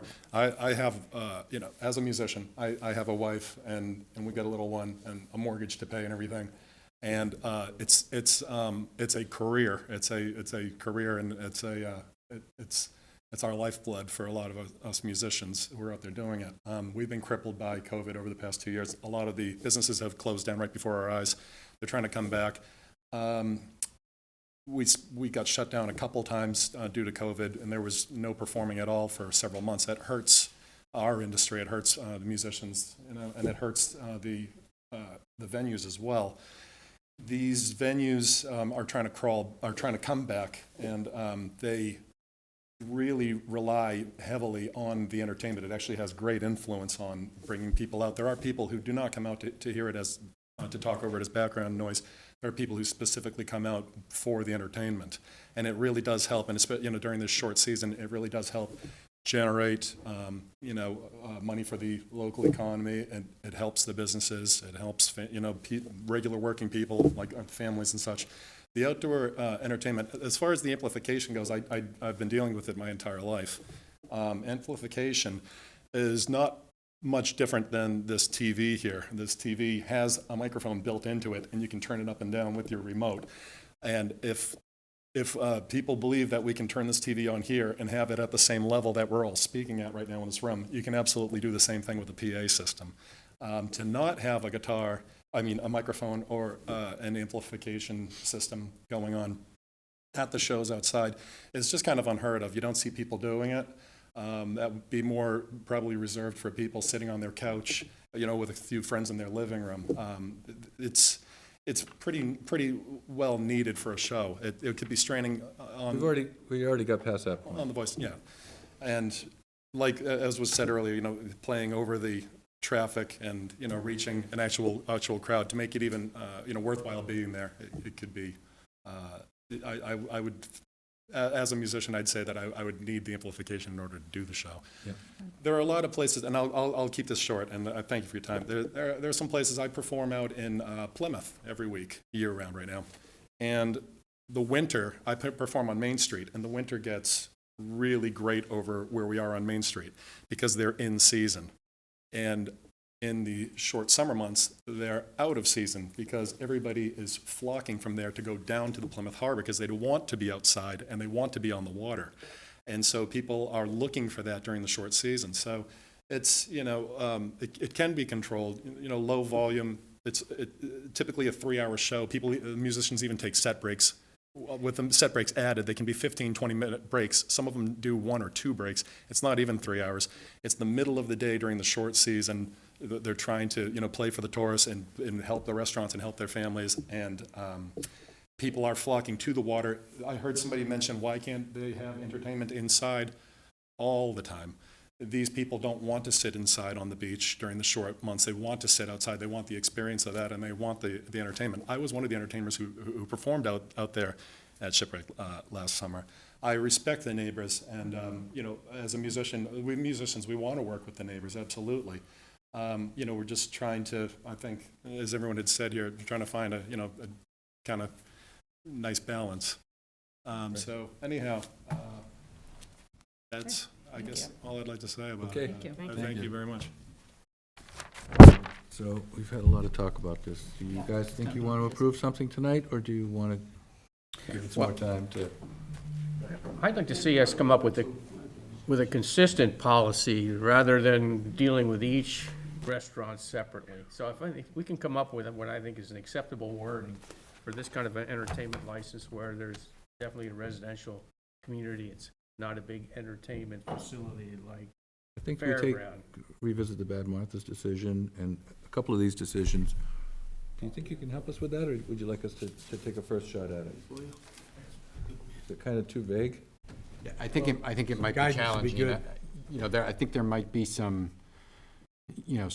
principles, like if it is found that keeping the sound within the property is viable, that might be sort of a consistent theme, but you have different population densities and background noise and size of venue. I think it's going to be tough to come up with a consistent policy that's going to make sense. Yeah. Everybody. I also think if you make a policy and then you change it, you're going to really open yourself up. If you say this is our policy and then you're gonna alter it for a particular establishment, even if you're altering it for justifiable reasons, that's gonna be a problem. I think we should just take each fact pattern as it comes before us. Mr. Chair, if I could just add, the other thing to bear in mind is it is an annual license, and you can hold a show cause hearing if you get complaints even during the middle of the year. Correct.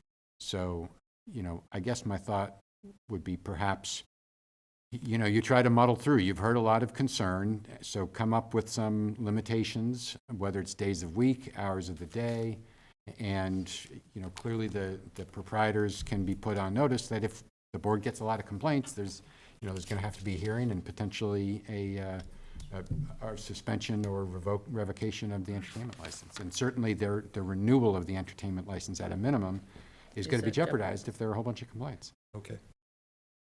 I'm early, but I'm late. I thought that the meeting was at 10:05. You guys started early. That's wonderful. You're right on time. Right on time? God bless myself. The only reason I'm here is because my wife for 51 years kept me awake. Okay. Right now, it's 10 o'clock. I'm lights out. Okay. But anyway, my name's Joe McSorley. I live at 43 B Harbor Ave, 2 blocks from the establishment. We're 100% against any amplification. That's what we thought we were coming here for. When you have amplification of music, what it's going to do is going to gather young people out there, and they're just going to get hot from the rap. You're going to be parking all in our neighborhoods. You people over the winter got rid of the little nips that people could drink. This is going to be a problem way bigger than nips if they have music allowed to emanate out and entertain people across at the beach. And that's what I thought we were here for, because when they said you have some music that's going to be amplified, that started ringing bells. We don't want any amplification. I knew when we came here, I saw the 7-day thing. I says, oh, they have a smart lawyer. He started the appointment, this meeting at 10 o'clock. And I says, he got another one up his sleeve. He's going to say, oh, we're 7 days, but we'll take 3. See, that's just a ploy on words, and that's what he wanted in the first place, and that's probably what's going to happen. So with that said, the neighborhood has changed drastically. I've been down here since 1960. I watched the Cape Cod baseball players break all the windows in Shipwrecked building. 2 poles up was a ground rule double. 3 poles up was a home run. And it's changed drastically. You go 1 mile to the right of the building, 1 mile to the left of the building, 1 mile north of the building. No one wants the building there. No one wants the establishment there. I mean, if they're going to have loud music and everything else, which the old days of Falmouth Heights, where hopefully is gone. I mean, the guy bought the bar at the wrong time. It's just a thought. Like I said, we don't want large groups of kids coming down. That's all they do. They hang down the beach and they just get intoxicated. Then you can't get down the beach with your children, et cetera, et cetera. But anyway, that's what we're here for. We're opposed to any amplification of any music. Thank you very much. Thank you. Okay, thank you. Let's No, hear I from think we Mr. need to- Clower. yeah, come on, we have to cut it. Here, we got it. After. Yes, sir. I don't really have much more to add. I think our point was, what we're not looking for a raucous situation. We're looking for background noise from about 3 to 6 in the afternoon. So. Okay. And what was your suggestion? 3 days a week, or? So my suggestion was that it be the same requirement, that it not be, heard past, I get that this is not, yes, it's not, I understand It's an wind blows in a imperfect science, direction, yeah. and you may hear, this is not, Won't be perfect. forever, but it's what you're striving for, and so that same condition be in place, that it be for, the hours of entertainment be for no more than 3 hours, and if you're saying you're happy with 6:30, then, or you could even say 2 to 6:30 or 3 to 6:30, and then it'd be no more than 4 days a week, because I think you're hearing from folks that 7 days a week is just too much. Why not say 3? So then you got your holiday Monday if you want to use it. Why don't you make it seasonal? Just have 3 days a week for the summer. They don't even talk about the winter, fall, and Let's, Well- please. My preference would Heard be all to the have four, testimony. again, from a flexibility standpoint. If, you know, I think they didn't have any such limitations last year, but they did 2 to 3 days at most last year. As Rob said, it was mostly Saturday, Sunday, maybe the occasional Friday or Monday. I think having 4 days gives them the flexibility that they'd be looking for. I'm up for whatever the board. Comments from the board? Yes, sir. Just a practicality on the enforcement piece. You know, on the one hand, it would give them more flexibility if it's 4 days, but it could be different days. It's going to be harder to keep track of that for the police department and the neighbors to know, okay, you know, if you put it in the license, it's Thursday through Sunday, everyone knows what that means. It's just a little easier to enforce. I'd even say if we did Friday to Monday. Yeah, I like Friday to Monday. Okay, that's a better idea. And the 3-hour limit, okay? And so the language will stay the same, not As to far as the extend- parameters. And the intent is for background music that can be talked over, as what was mentioned on the decision from Bad Martha's. Any other parameters of concern? I think that's pretty clear. Is there a motion to approve with those conditions? So move. Second. All those in favor? Aye. Aye. Thank you Okay. very much. We appreciate your Taking the time. time Thank you to very much. We work appreciate it. through this, appreciate it. And I think that concludes the bulk of our meeting. Is, anybody have any reports, select board reports that they would like to make? I do. Good work. One very short one, go ahead. Nope. So I've been in touch with Susie Hopman. Oh, just hold on, I just don't want you to be. Folks, we just have to clear the room so that We just have a still little have our bit- meeting going on. A little bit more business. Thank you. Thank you.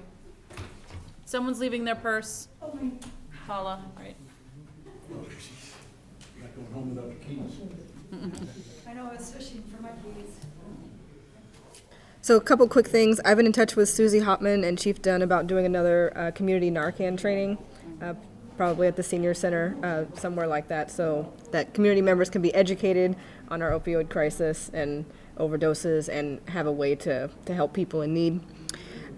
This weekend, Megan and I participated in the Students for Social and Environmental Justice at Falmouth Academy, which was really awesome. We got to talk to some kids, which was a welcome difference from the people that we usually talk to about social and environmental issues. And we encourage them to participate in their, get to know their select board, participate in committees. They all lived in towns that had select boards. So maybe we'll get some young people to email us and come to our meetings and talk with us. Good idea. I shared a list of potential items to put in an onboarding packet. So I shared those with town manager's office, so we can put that together and have that ready hopefully before the next election. Thank you. And I mentioned at the Affordable Housing Committee meeting, I'd like to do a joint Select Board and Affordable Housing Committee meeting, preferably before June 1st, just because that's when Jordan Fry, who is an awesome member of the committee, is moving, and I know she'd like to have her thoughts heard before she leaves, and I think that's a great idea. And the idea behind this meeting would be to brainstorm affordable housing solutions, with then the intent of hopefully bringing in an outside consultant to actually look at some of the ideas that we have, out-of-the-box ideas, and then look at some of the other more traditional means of increasing affordable housing in the town. So it'd be good. Saturday? Possibly another Saturday, or maybe even like a Tuesday night or something like that. Okay. Maybe like an hour and a half or so that we can just brainstorm and talk about ideas and then come up with a list of things that we think we want to then ask a consultant to further investigate and further investigate. Okay, good idea. Excuse me. That's all. Anybody else have any? Just one item, I attended the Cape and Islands Municipal Leaders Association board meeting on Friday, and it was supposed to be a brainstorming session for future agenda items for those meetings that are monthly. And, you know, the Water Protection Act status of where we stand here on the Cape was one of the items that came up. Affordable housing options was one of the items that also came up. We've had other speakers, but that continues to be a crisis issue through all the municipalities. And then the whole status of the ARPA funding was mentioned too. But I just wanted to ask you that if you have any thoughts that you would like to see come up as one of the agenda items for this gathering of, you know, fellow select board members and counselors to please let me know, and I'll be happy to suggest those. Or speakers, you know. I would be interested in hearing from someone about how we can get more engagement from the community in our local elections. I know that's an issue everywhere. I've talked to Mike Palmer about it, and he said it's always low turnout. It's a perennial. I know it's a perpetual issue. It's not just a Falmouth or a Massachusetts. It's a national issue. But there's got to be somebody other than like Stacey Abrams who could talk to us about, you know, how to And it goes increase. to your point about young folks. I mean, the people that were at this conference were incredibly engaged. I had a young man who goes to school somewhere else, but is from Falmouth, who came up afterwards and said, I have some thoughts I want to share about affordable housing and teaching people about the importance of it. And so, you know, I think there are ways to get some engagement. Young folks are they're the change makers, and, you know, making sure that they get out and actually vote in every election, because sometimes that disconnect is there, where there's a lot of passion, a lot of excitement, but they don't quite get to the ballot box even when they're able to. So I think there are lots of things we can do along that vein, and that would be interesting to Are you hear. familiar with Dylan Fernandez's bill to make voting mandatory? Love it. No, mandatory? No. It is You in some don't- places. If you don't show up and vote, you get a $15 fine. I mean, There it's you not a go. big fine, but it goes on your taxes. Okay. Just a little reminder. I like the prize. the I carrot. think it's a great idea. He doesn't expect it to pass, he just wants to talk about it. Yeah, and- no, and I- think about the How about you fact get that it $15 needs to if happen. you vote? How about that? Yeah. Well, I know he said that he's working on making it standard mail-in ballots, because that worked so well in the past. You know, hopefully that'll be like to see passed. that, Because yeah. then I'm sure we can get a lot more engagement if people can mail in the ballots. Yeah. But that'd be good to talk about. Any other, Mandatory voting, you're going to have to submit that as a petitioner's article. Yeah. Anything from you, Dan? No, good. Okay, and I report that my granddaughter is happy and healthy. Yay! Congratulations. I move we adjourn. All right, all those in favor? Aye. Aye.